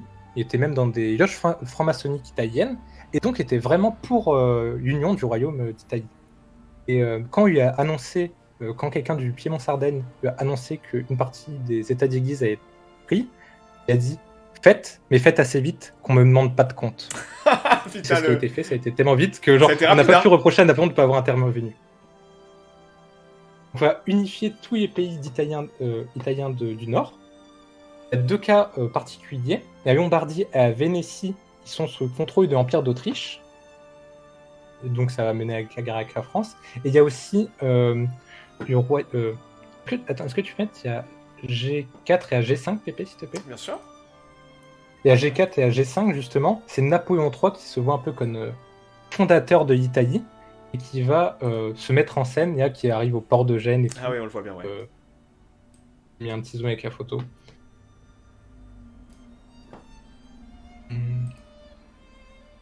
Après, est-ce que tu pourrais mettre, il y a... Il y a G6 et à G6.1. 6.5, pardon. Ouais. Oh putain, la vache, cette moustache! Oui, cette moustache. Celui que vous voyez en uniforme un peu noir et tout, avec la moustache que je pense à d'IPP, c'est le roi Vittorio Emanuele du Piémont-Sardaigne, et qui va devenir roi d'Italie, qui est considéré comme un des pères fondateurs de la nation italienne. C'est lui qui va aider à ça. Et celui que vous voyez à côté, Giuseppe Garibaldi. Les chemises rouges, c'est avec... hein. De quoi? Les chemises rouges? Ouais.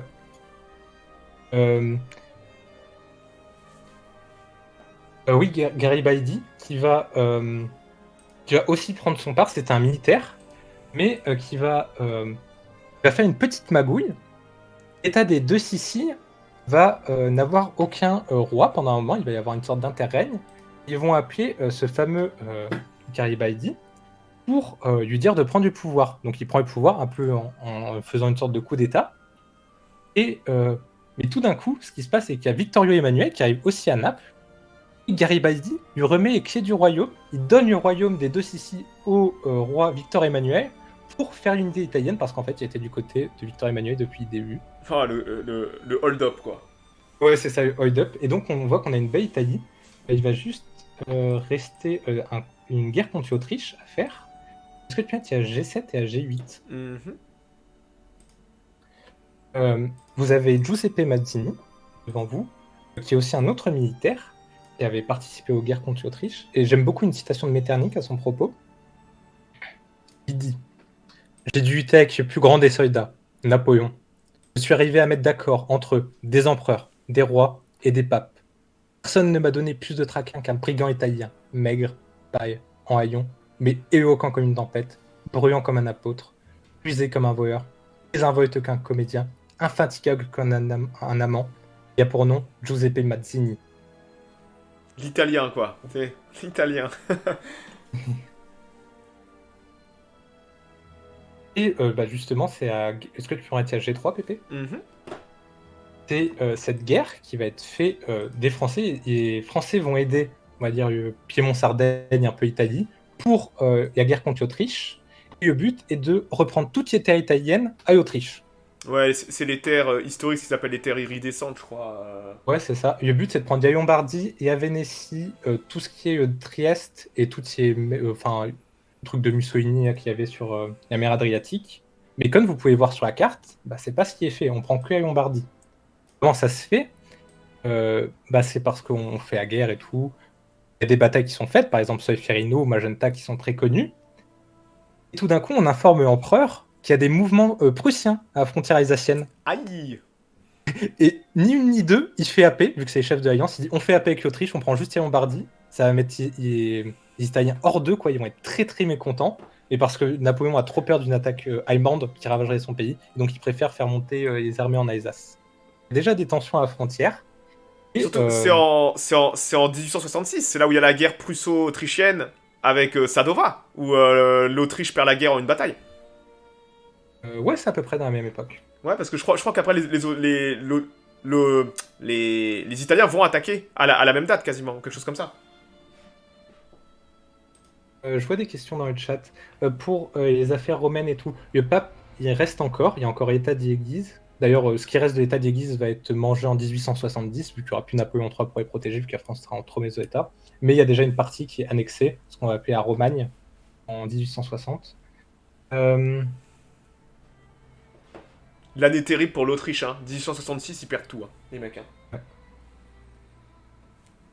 Oui, pareil pour Garibaldi. Alors, j'hésite à y mettre, mais il y avait des photos de lui en poncho. C'est parce que, en fait, son armée, on l'appelle l'armée des deux mondes, parce qu'il s'est battu en Italie, un monde, et l'autre monde, c'était l'Amérique du Sud, parce qu'il a fait coup de feu en Amérique du Sud. Donc, son armée est très très crainte, parce que c'est des gros vétérans qui ont fait la guerre pendant des années, et bah, c'est pour ça que Metternich est aussi en colère de les voir sur le champ de bataille.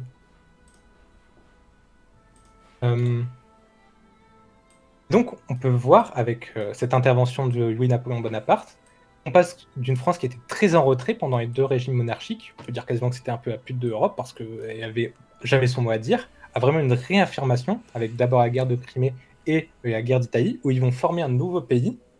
C'était souvent reproché à Napoléon III, cette formation d'Italie, parce qu'on disait que ça crée un nouvel ennemi en Europe. Mais il faut voir qu'à cette époque, même si il y a Prusse et Autriche sont à couteau tiré et qui sont en guerre, on a vraiment peur qu'ils font une alliance à long terme. Alors, ça sera en 1914. Et Napoléon III veut quand même un allié assez puissant pour aider. Et donc c'est pour ça qu'il forme l'Italie en contrepoids à l'Autriche, on va dire. Surtout que le Piémont a toujours été un acteur extrêmement actif depuis quasiment le 17e. Vous avez le Piémont dans tous les mauvais coups.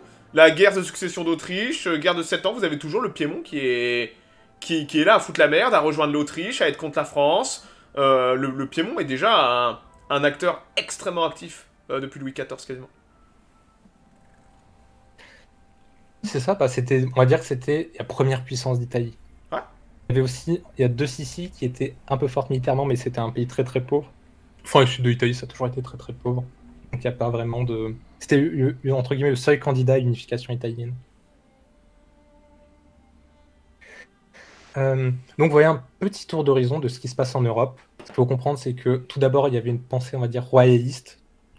On suivait le roi. Après, il y a eu des pensées libérales qui sont arrivées. On voyait une constitution, plus de votes. Après, il y a eu des pensées nationalistes. On a voulu redessiner les frontières.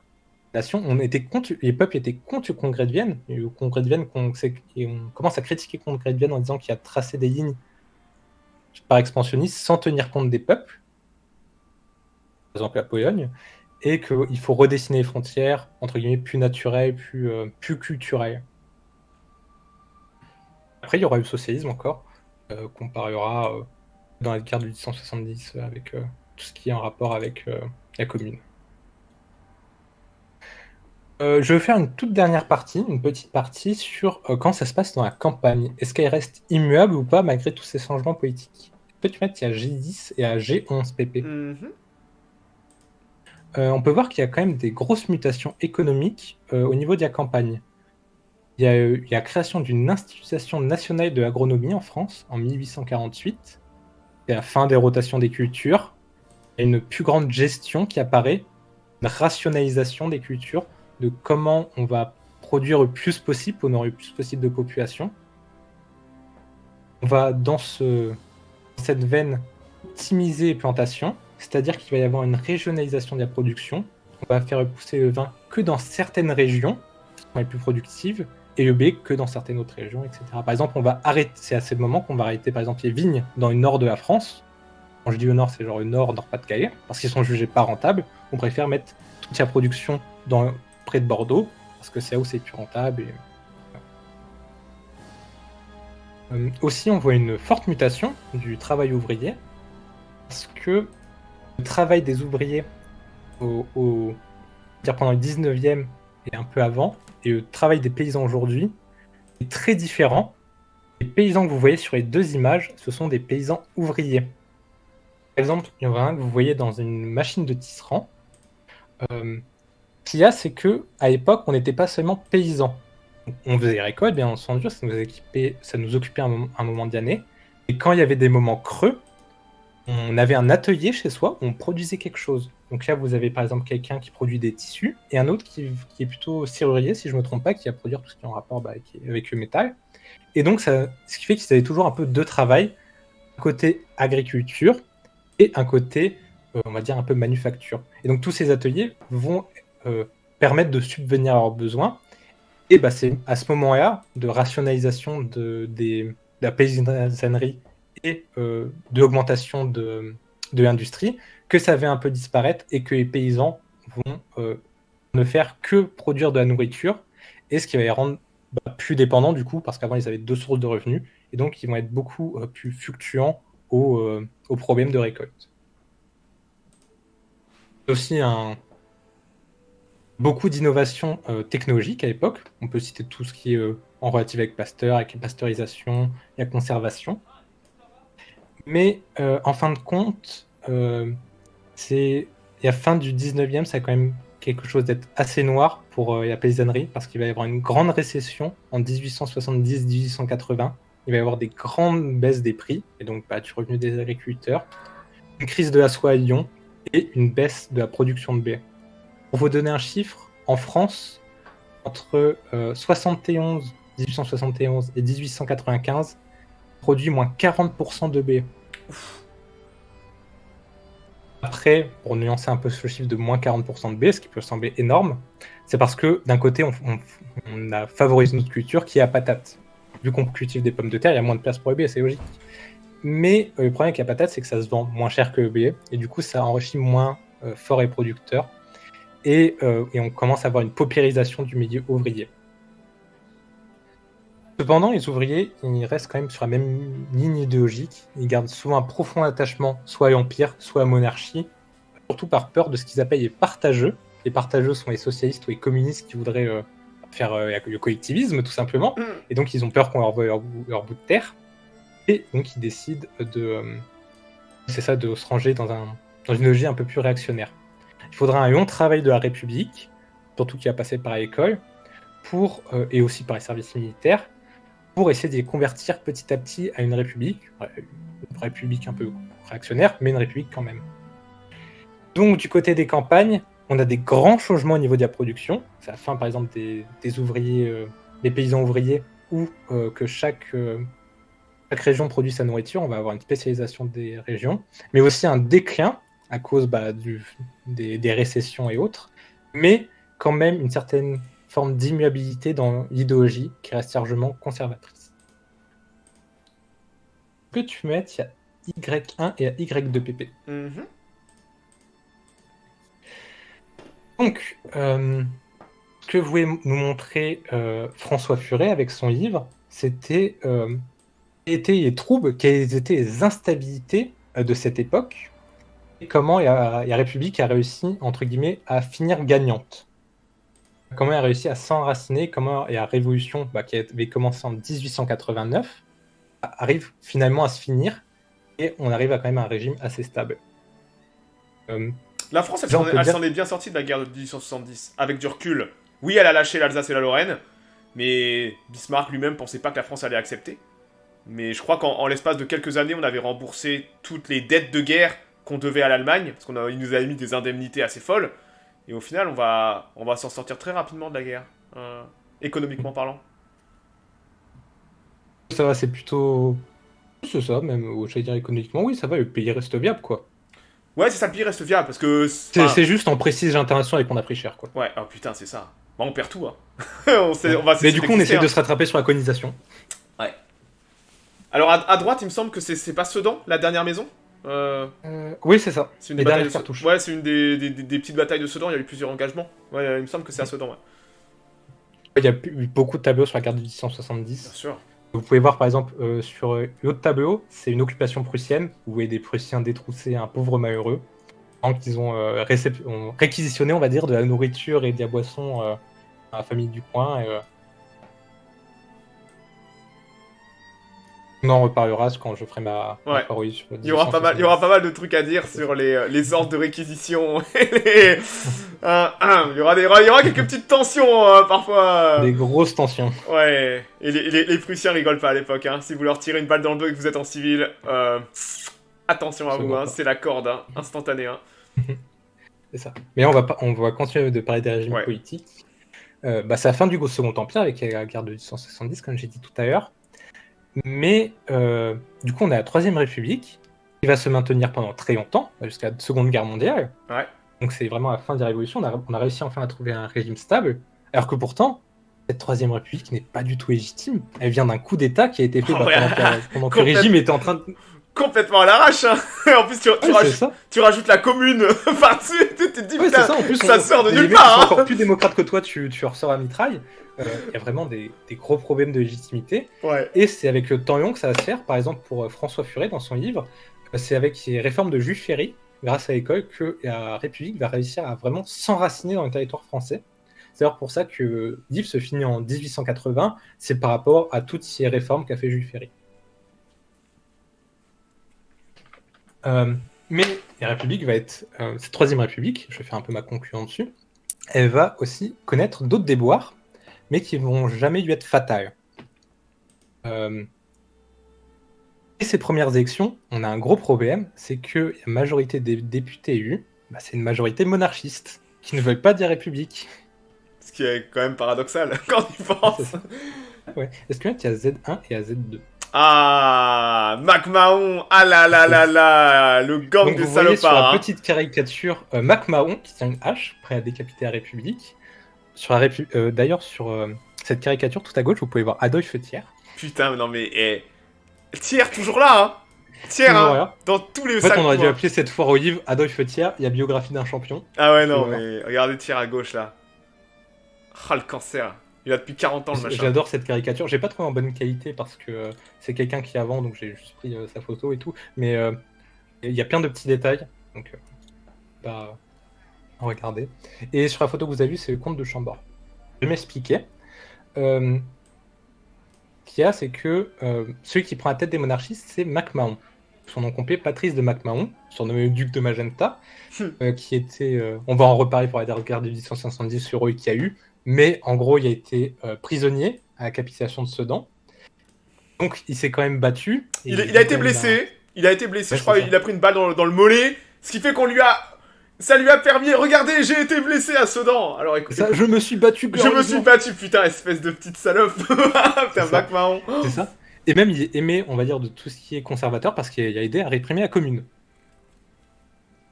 Donc, il est président de la République le 24 mai 73.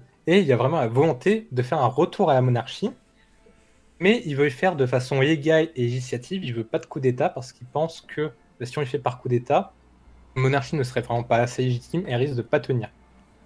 Donc il veut vraiment le faire de façon légale. D'ailleurs, Dostoïevski écrira à propos de ça. C'est la forme qui est tout en république, même si cette république s'appelle MacMahona. Il écrit ça dans le journal d'un écrivain 76, Considération sur l'Europe. Et MacMahon, celui qui veut comme roi, enfin le candidat tout désigné, c'est le comte de Chambord que vous voyez en photo. Le comte de Chambord, pareil, on lui casse beaucoup de sucre sur le dos en disant que c'est juste une histoire de drapeau, parce que le comte de Chambord voulait le retour du drapeau blanc. Pareil, c'est comme une manipulation de la Troisième République qui est un peu grossier. Bien sûr, dans ce que le comte de Chambord voulait, c'était un retour du drapeau blanc, mais c'était dans un truc un peu plus global. Il avait fait beaucoup plus de demandes. Si on regarde les demandes, qu'il veut surtout, c'est un retour à la monarchie absolue. Ah ouais, sa quand même. ligne idéologique au comte de Chambord, c'est quelque chose qui est plus proche de Charles X. Le mec, il veut retourner en 1830.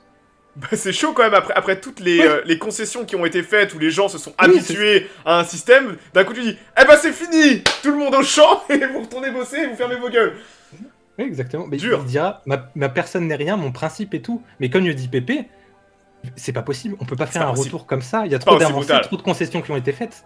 Et je pense que tous les MacMahon, ça, ils en ont parfaitement conscience. Que. MacMahon essaie quand même de soutenir parce que c'est le candidat qui veut, parce que MacMahon est légitimiste. Mais les orléanistes, ils sont pas du tout pour ça. Bah ouais. Genre, les orléanistes, ils se rendent pas compte que genre de qui c'est ce mec qui veut faire ça. C'est la Donc porte les ouverte. orléanistes ne veulent pas voter pour ça. Et vu qu'il y a majorité des députés orléanistes, mais ils sont contre ça. Ils disent mais on veut quelqu'un de plus modéré et tout.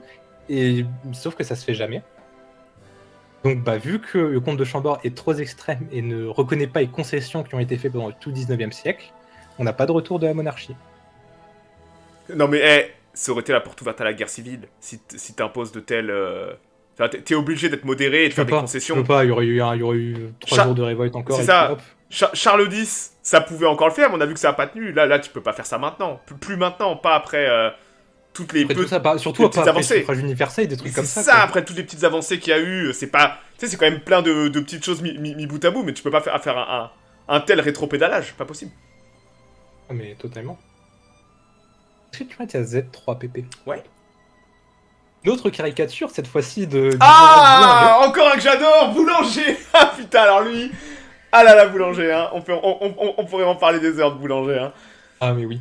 Donc, il va y avoir la Troisième République, il va aussi connaître la crise boulangiste, du nom de son ministre de l'armée, Georges Boulangiste. Boulanger, ouais, avec le boulangisme, hein, voilà comment on l'appelle. C'est ça. Il va réunir autour de lui tout le mouvement qu'on va appeler anti-parlementarisme. Tous ceux qui ne sont pas d'accord avec le Parlement. Parce qu'on va juger par exemple que le Parlement juge trop lentement, que le Parlement n'est pas assez légitime, et donc autour de lui, on va avoir un peu tout. On va avoir des royalistes, encore une fois, Tous les le mécontents. retour du roi. Vas-y. Tous les mécontents. Tous les mecs. C'est ça, tous les mécontents. Les mécontents, les laissés pour compte, ceux les réactionnaires voilà, on a tous les mécontents, Boulanger. Hein. Et le mythe de l'homme providentiel, ça vient un peu de là aussi. Hein. Exactement. Ouais, et surtout que la Troisième République de cette époque est beaucoup entachée parce Ouais. qu'il y a la construction du canal du Panama à Oui, cette époque. qui est un... Et genre, il y a des Oh. défendements de millions de francs, c'est ridicule. Il y a des gens qui vont perdre des fortunes avec la... on peut pas se voir ça comme une escroquerie, le canal de Panama à l'époque. Hein. Il y a des gens qui vont perdre des fortunes. Hein. C'est les Américains qui vont récupérer tout ça. Mais il y a beaucoup de gens qui... Il y a de l'argent qui va être parlementaires perdu. français Qui vont être ruinés, ouais. qui vont les poches remplies à la sortie. Et d'autres qui vont être ruinés. Parce que Oui, c'est ça. il y a de l'argent qui va disparaître. Hein. Ça. Et réapparaître ailleurs par magie. C'est vraiment pas mal. Mais le mouvement est quand même trop divisé, ce qui fait qu'il n'y aura pas vraiment de force politique. C'est quand même une crise, on peut dire, mais ça n'a jamais abouti. Et donc la République a réussi encore à se sortir d'une nouvelle crise. Ouais. Et j'ai une question pour le chat et pour Pépé. Pour les historiens, quel est le dernier événement pouvant empêcher le racinement de la République en France? Le racinement de la République en France. Qu'est-ce qui aurait pu faire tomber la Troisième République avant la Première Guerre mondiale, d'après les historiens? Pas facile ça. Je pense que les boulangistes. Enfin, l'affaire Dreyfus. Enfin, Oui, l'affaire très bonne Dreyfus. réponse d'Aex. Et à l'affaire Dreyfus, tu peux mettre il y a Z4 PP. L'affaire Dreyfus, ah ouais, c'est vrai qu'il y a eu. Ça a gueulé quand même avec l'affaire Dreyfus. Hein. Ah, c'est ça. Donc il y a Z4 que vous voyez, c'est une caricature de Dreyfus en hydre. En Hydre, hydre. parce que- Ah putain, en hydre. En Le hydre traître. blanc, bien sûr, parce que c'est dans la rengaine antisémite de l'époque Bien que sûr. quand tu en tues un, il y en a d'autres qui apparaissent et ils Et sont ouais. partout. Oui, parce que Dreyfus est juif et alsacien, et donc il est accusé à tort qu'il avait comploté avec les Allemands, il avait donné des plans de canons aux Allemands. Et je vais passer rapidement dessus. Sauf qu'on se rend compte rapidement que c'est absolument faux et que l'armée, c'est plus un complot, qu'ils ont trouvé un bouc émissaire, qui ont mis tout dessus pour pas que ce soit trop dérangeant.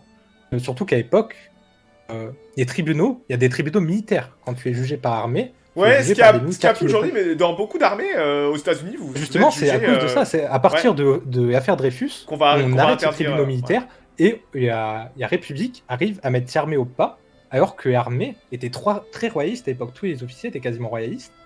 Et à l'affaire Dreyfus, on a de nombreuses fois manqué des coups d'État où des militaires auraient pu créer soit royaliste, soit une junte. Ouais. Parce que c'est pas tant l'affaire Dreyfus, c'est juste ça montre quelque chose de plus profond où les militaires veulent leur indépendance et ils aiment vraiment pas que la République ou, on va dire, le civil s'immisce en eux et préfèrent décider. Et Dreyfus était capitaine quand même, hein. C'était pas Jacques le Croquant, hein. C'était un officier et tout quand même, hein. C'est ça. Enfin, il me semble qu'il était Il y a capitaine. Z4.1 PP. Ouais. Z4.1. Alors attends, il me l'a pas mise, je vais aller la chercher. Hop là. Ok. Du coup, je vais commencer. Vas-y, continue. Je sais que souvent on parle de cinéma sur le Discord, enfin ça arrive des fois, et des fois je vois qu'il y en a qui disent on ne sait pas quel film français historique regarder. Je vous en propose un qui est J'accuse de Roman Polanski. Ah bah si, qui raconte... Si, allez. Alors c'était Z4.5, c'est bon. Hop là. Z4.5, pardon, mes excuses.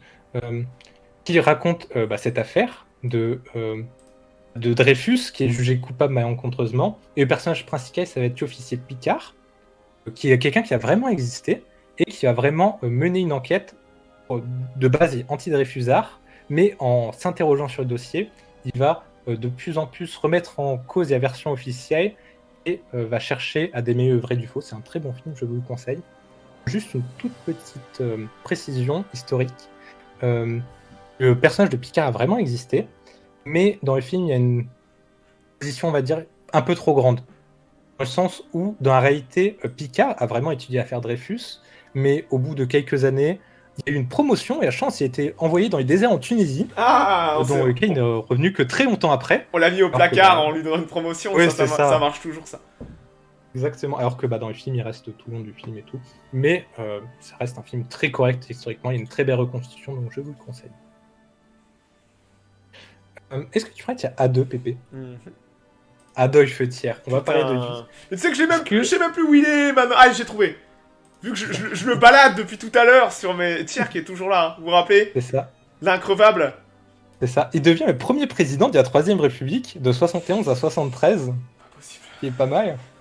Je vais maintenant retracer sa carrière politique parce qu'en plus on a un peu tout ce qu'on a vu actuellement. Il y a toujours eu Thiers qui est passé, donc on a un peu vu l'évolution de sa carrière. Donc à la fin il devient président. En plus d'avoir été président, comme j'ai dit, il a été 2 fois président du Conseil sous la monarchie de Juillet et 6 fois ministre. C'est quand même pas mal, on va pas se mentir. C'est un dinosaure. Ouais, c'est ça. Après, on va dire que pendant la Troisième République, c'est vraiment un dinosaure.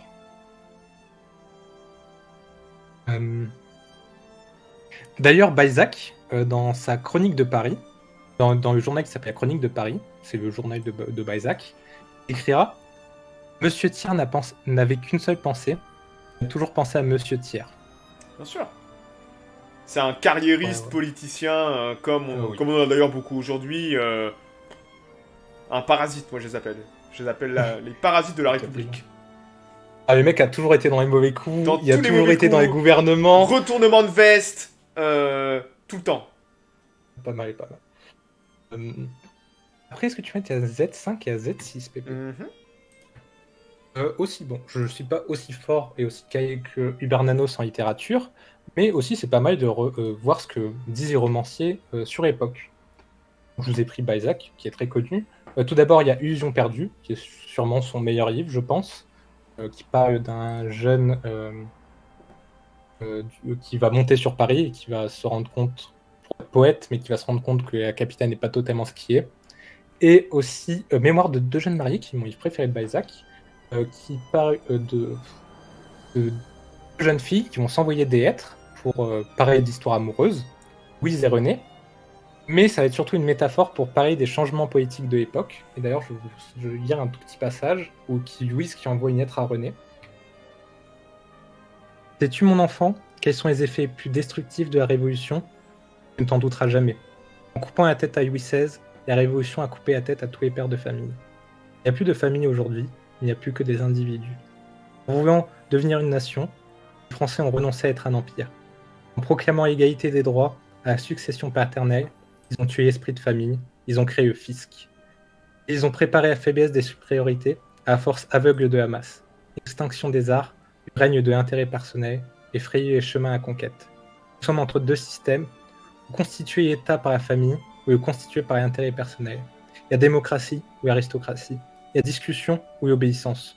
Le catholicisme ou indifférence religieuse. Ouais, la question en peu de mots. Donc, qu'on soit d'accord ou pas d'accord, je trouve quand même ça assez beau. Ouais, ça fait très boomer. Ça fait très boomer, j'aime beaucoup. Bah, Balzac était royaliste. Balzac était légitimiste. Mais ça se voit. Ça se voit. Ça fait super boomer, tu sais, à l'époque. T'entends ça fait ultra boomer. Mais et il y a écrit ça pendant le règne de Louis-Philippe, donc ça explique beaucoup de choses. Ah ouais, sous Louis-Philippe, donc putain, ouais. On voit quand même un certain mécontentement. Ouais, on voit le mécontentement. Ça, pour donner un point de vue un peu, entre guillemets, royaliste, qu'on n'a pas forcément le bout de on n'entend pas souvent, pour montrer un peu comment ça se passe dans leur tête et tout. Oui, qui voient un peu, pour les légitimistes, qui voient un peu, entre guillemets, leur vision de la France s'effondrer, quoi. Et qu'on voit, même vu que ça a été écrit pendant l'époque de Louis-Philippe, on voit que Balzac est un peu perdu avec tous les changements qu'il y a eu, et que c'est ça, ils montrent bien qu'il y a deux France, et que la France, en tant que légitimiste, et la France qu'elle devient, commence à totalement se séparer pour devenir deux entités différentes politiquement, quoi. Est-ce que tu mets à Z7 et à Z8 PP? Ce que je vous ai mis, tout d'abord, vous voyez en haut, Histoire 2 points, c'est le sujet du CAPES en 2015, pardon. Le CAPES, c'est le diplôme pour être enseignant en lycée-collège en tant que prof d'histoire. Je croyais qu'il y avait juste à faire un interview de 30 minutes avec... Ouais, maintenant c'est ça. Ouais. Mais à une époque, il y a des gens qui faisaient le CAPES. Ah, désolé, je fous la merde. Ah, mais je suis cynique, je me moque. Je suis juste là pour foutre la merde. C'est normal. Hein. Du coup, on peut voir que le sujet du CAPES en 2015, c'était les engagements civiques, intellectuels et sociaux des républicains en France, des républicains en France, de 1815 à 99, pardon. Et donc on peut voir que je vous ai parlé d'ailleurs de la foire aux livres, que j'ai repris de François Furet, ça a quand même fait pas mal d'émues en France. Maintenant c'est, on va dire, un thème qui est un peu à mode, et que quelque chose qui est quand même pas mal apprécié, de voir tous les changements politiques qu'il y a eu au cours du 19e siècle. C'est quand même un sujet d'histoire qui est pas mal sur le devant de la scène. Ce CAPES il est connu parce qu'il y a eu beaucoup de gens qui ont loupé, parce qu'ils n'ont pas fait un bon plan, parce qu'ils avaient souvent fait un plan chronologique, Seconde République, Troisième République, enfin ils avaient juste mis les Républiques, alors que une sorte de plan chronologique, mais du coup ils n'avaient pas pareil de la Restauration, mais de la monarchie du Juillet. Le Second Empire est quand même... Enfin... C'est ça. Il y a quand même... Non, mais ce qu'il y a, c'est que tourne derrière. Ouais, c'est ça. Il y a une vie parlementaire, tu vois ce que je veux dire? C'est ça. Oui, c'est ça, parce que la question, c'est les républicains. Donc, mais il y a des républicains, enfin, il y a des républicains. C'est ça, ils sont toujours là. Ils sont toujours là. Il y a un parlement, il y a Thiers qui est toujours là. Oui, c'est ça. C'est quand, du coup, c'est pour ça que je vous ai un peu parlé pendant Louis-Philippe des manifestations. Il y a des manifestations en même temps que les enterrements. Mais c'est ça, en fait. Les républicains sont toujours là. Et, entre guillemets, ils font un travail de fond pour essayer à chaque fois de revenir plus grand et plus fort. Aux affaires, ouais. C'est ça, ils vont essayer toujours de se battre malgré les trucs. Et pareil, c'était au CAPES thématique de 2016, il y avait Histoire contemporaine, c'était Citoyenneté, République et démocratie en France, de 1789 à 1899. Pareil, qui rentre totalement dans le livre et tout. Oh, alors là, c'est encore... Tu sais, tu pensais qu'avant, le sujet était large, et là... Allez, 1789, oui, on te mettait la première république, citoyen. Non, mais ça, c'est la thématique, Pépé, ça, c'est la thématique. C'est pas la question c'est pas une question de sujet, en fait. Ça, c'est pour t'aider à réviser. Ah ouais, oui, d'accord. Ça, c'est le titre du cours que tu vas voir pendant l'année. Ok, d'accord. Bon, bah, c'est cool. Du coup, il est pas tombé. D'accord. Mais ça n'empêche que ça aurait fait quelque chose. Oui, c'est large. C'est large. On voit que François Furet fait quand même une belle synthèse de tout ça, en fait. Le livre de François Furet est vraiment... et à base de... Attends, je vais le remettre pour... C'est ça. C'est...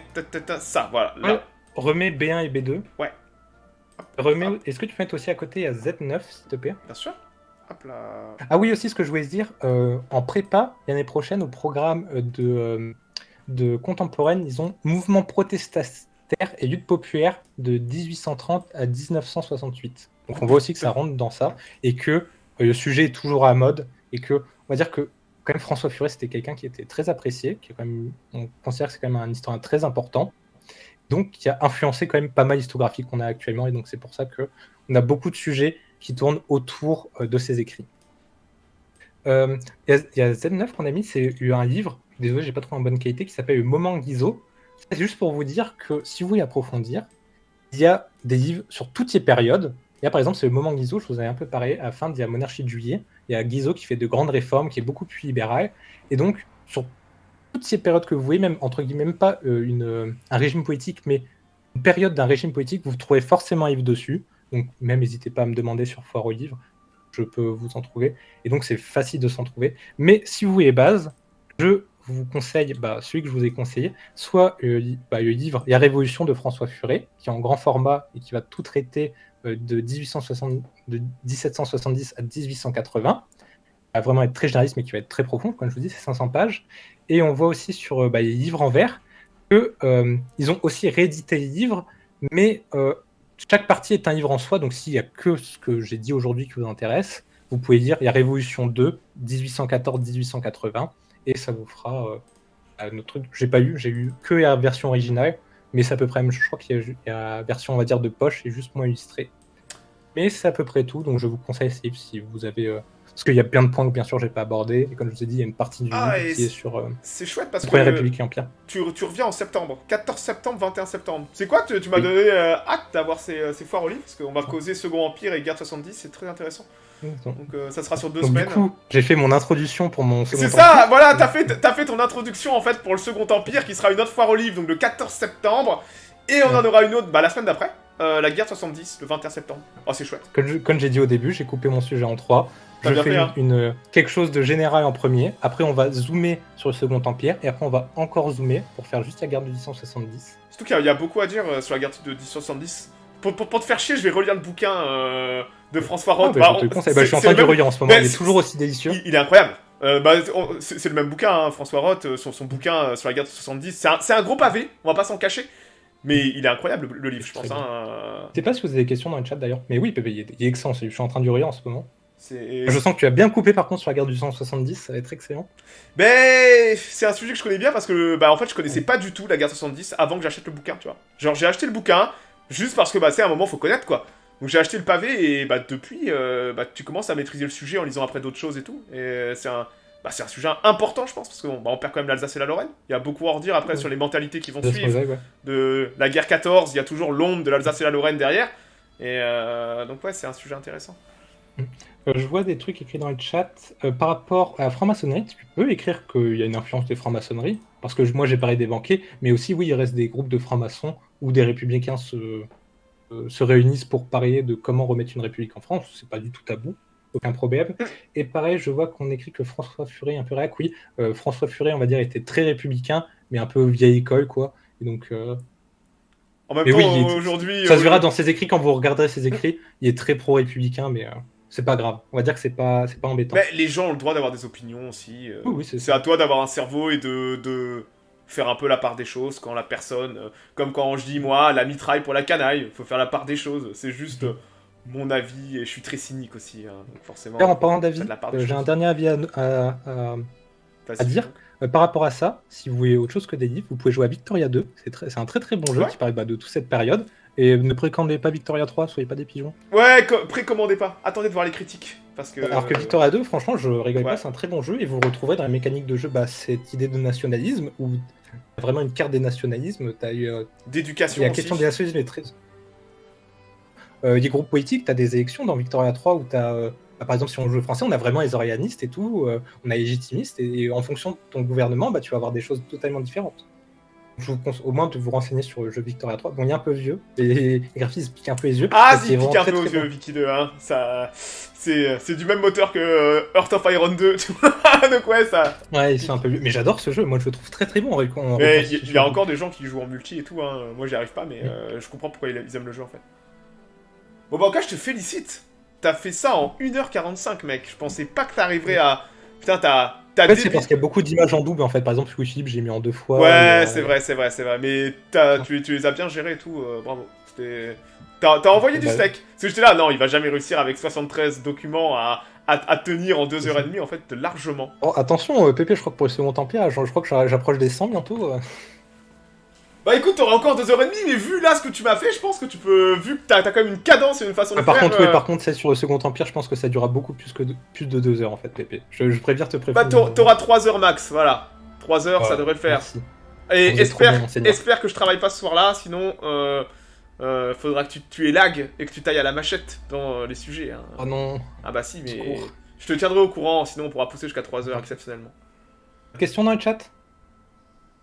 Simplement. J'ai pas eu but des guerres de l'Allemagne impériale.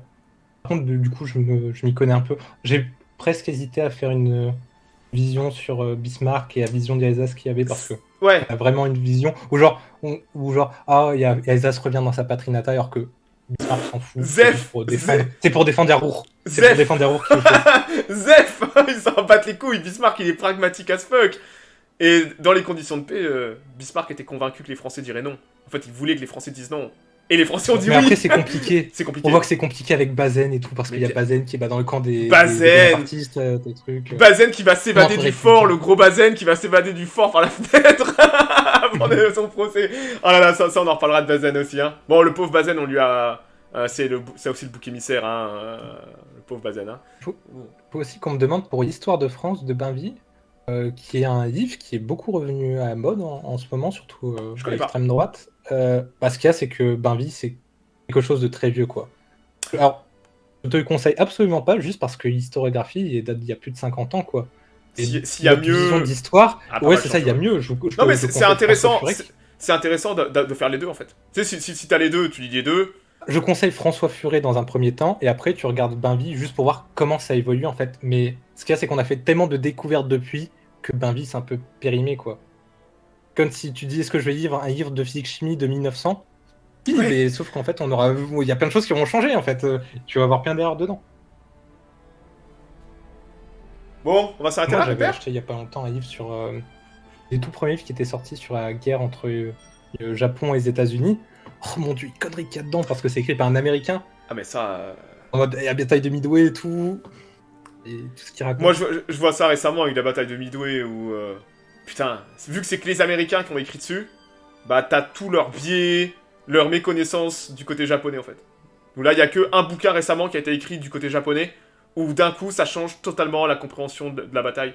Absolument tout. C'est ça. Mais c'est bien, parce que... Donc oui, on voit que l'histoire évolue, faut pas voir Ouais, bien l'histoire sûr. comme un truc figé. Non, non, Genre, ça évolue. on a la vérité, c'est bon. Il y a vérité, avance de pas en pas. Et c'est pour ça que François Furet, je vous ai dit, il est mort en 97. Mais c'est entre guillemets, le truc le plus évolué qu'on a, c'est celui qui a entre guillemets fait le plus avancer l'historiographie sur le 19e siècle. On n'a pas de grand historien en fait qui a révolutionné ce qu'avait écrit François Furet. Et Ouais, après, comme je vous ai dit, il y a eu plein de d'âge, petits quoi. livres, comme du moment Guizot, qui vont entre guillemets compléter ce qu'il dit. Mais voilà. Entre guillemets, si vous avez François Furet, vous êtes quasiment à la pointe de l'historiographie récente. Comme avec le bouquin de 1070 avec de François Roth, je pense pas que... J'ai rien trouvé de ce que j'ai cherché, j'ai rien trouvé... Non, par contre, François Roth, non, c'est bon. T'es à pointe de l'historiographie. j'ai tu rien peux pas faire trouvé plus. Parce que d'équivalent... c'est spécialiste du sujet. Mais spécialiste c'est du ça, sujet. c'est que j'étais là, bon... Voir bah, s'il ok, fait une version 2, genre... Ouais, voilà, une version 2, ouais. 10 pages, Il rajoute 10 pages, il rajoute 10 pages, voilà, bon. Il va nous parler de la couleur des caleçons de Bazaine. Bon, c'est bon, on a... Non, le bouquin est excellent. Bon, allez, stop. Bon, bah, de toute façon, on te revoit prochainement, alors. Hein. On prend rendez-vous, hein. Bah, du coup.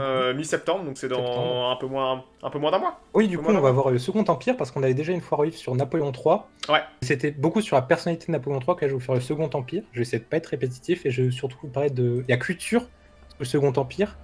Donc on va parler de la création des musées, parce qu'il y a beaucoup de création de musées, de l'urbanisme. Vous allez voir, c'est très bien. Et comme j'ai dit, après, on finira sur la guerre de 1877. Ça marche. Bon, bah, on te remercie. C'était cool, hein. Beau Merci à vous travail. de m'avoir écouté. C'est pas facile de... Sur 2 heures, là, faire un sujet aussi vaste, être efficace et concis, c'est pas mal. J'espère Et- j'espère que les gens ont compris. Ouais, mais c'est clair, en tout cas, moi j'ai pas vu le temps passer, c'est très très intéressant. Et... Ah, tant mieux. donc ouais, bah rendez-vous le 14, et puis basta. Ça va être chouette de rentrer un peu dans le détail du Second Empire et de la guerre de 1870. Bon allez, je t'abandonne, merci beaucoup. Puis ouais, si tu peux mettre la page du journal là, essaie de la mettre en... T'essaies Ok, de je vais la, essayer de te faire ça. t'essaies de la Ouais, mettre, si pareil, t'arrives dis-moi pas, si tu me fais un l'envoies. truc sur un tableau. Tu me Ok. l'envoies. Et au pire, moi, vu que j'ai le truc sur Google Drive, Nitro. je pourrais le mettre directement. Voilà. Ah ouais, ok. Donc t'embête pas. Si tu vois que ça marche pas, tu me laisses faire, d'accord? Tu me le dis tout simplement. Ok, Bon, allez, je t'abandonne, passe une bonne soirée et bah merci beaucoup. C'était très très chouette. c'est Salut. de rien. Donc ouais, bah merci à lui. Donc on reverra Nicolas la semaine prochaine. 14 septembre, 21 septembre. Donc ouais, Second Empire et Garde du 170. Ça me laissera un mois pour relire le bouquin, pour qu'on soit tous les deux à jour et que je le fasse chier. Bon, demain, je ferai peut-être quelque chose en début d'après-midi.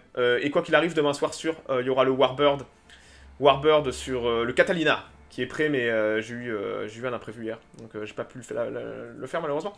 Donc ouais, quoi qu'il arrive, demain soir, on aura le Warbird sur le Catalina, et peut-être quelque chose en début d'après-midi.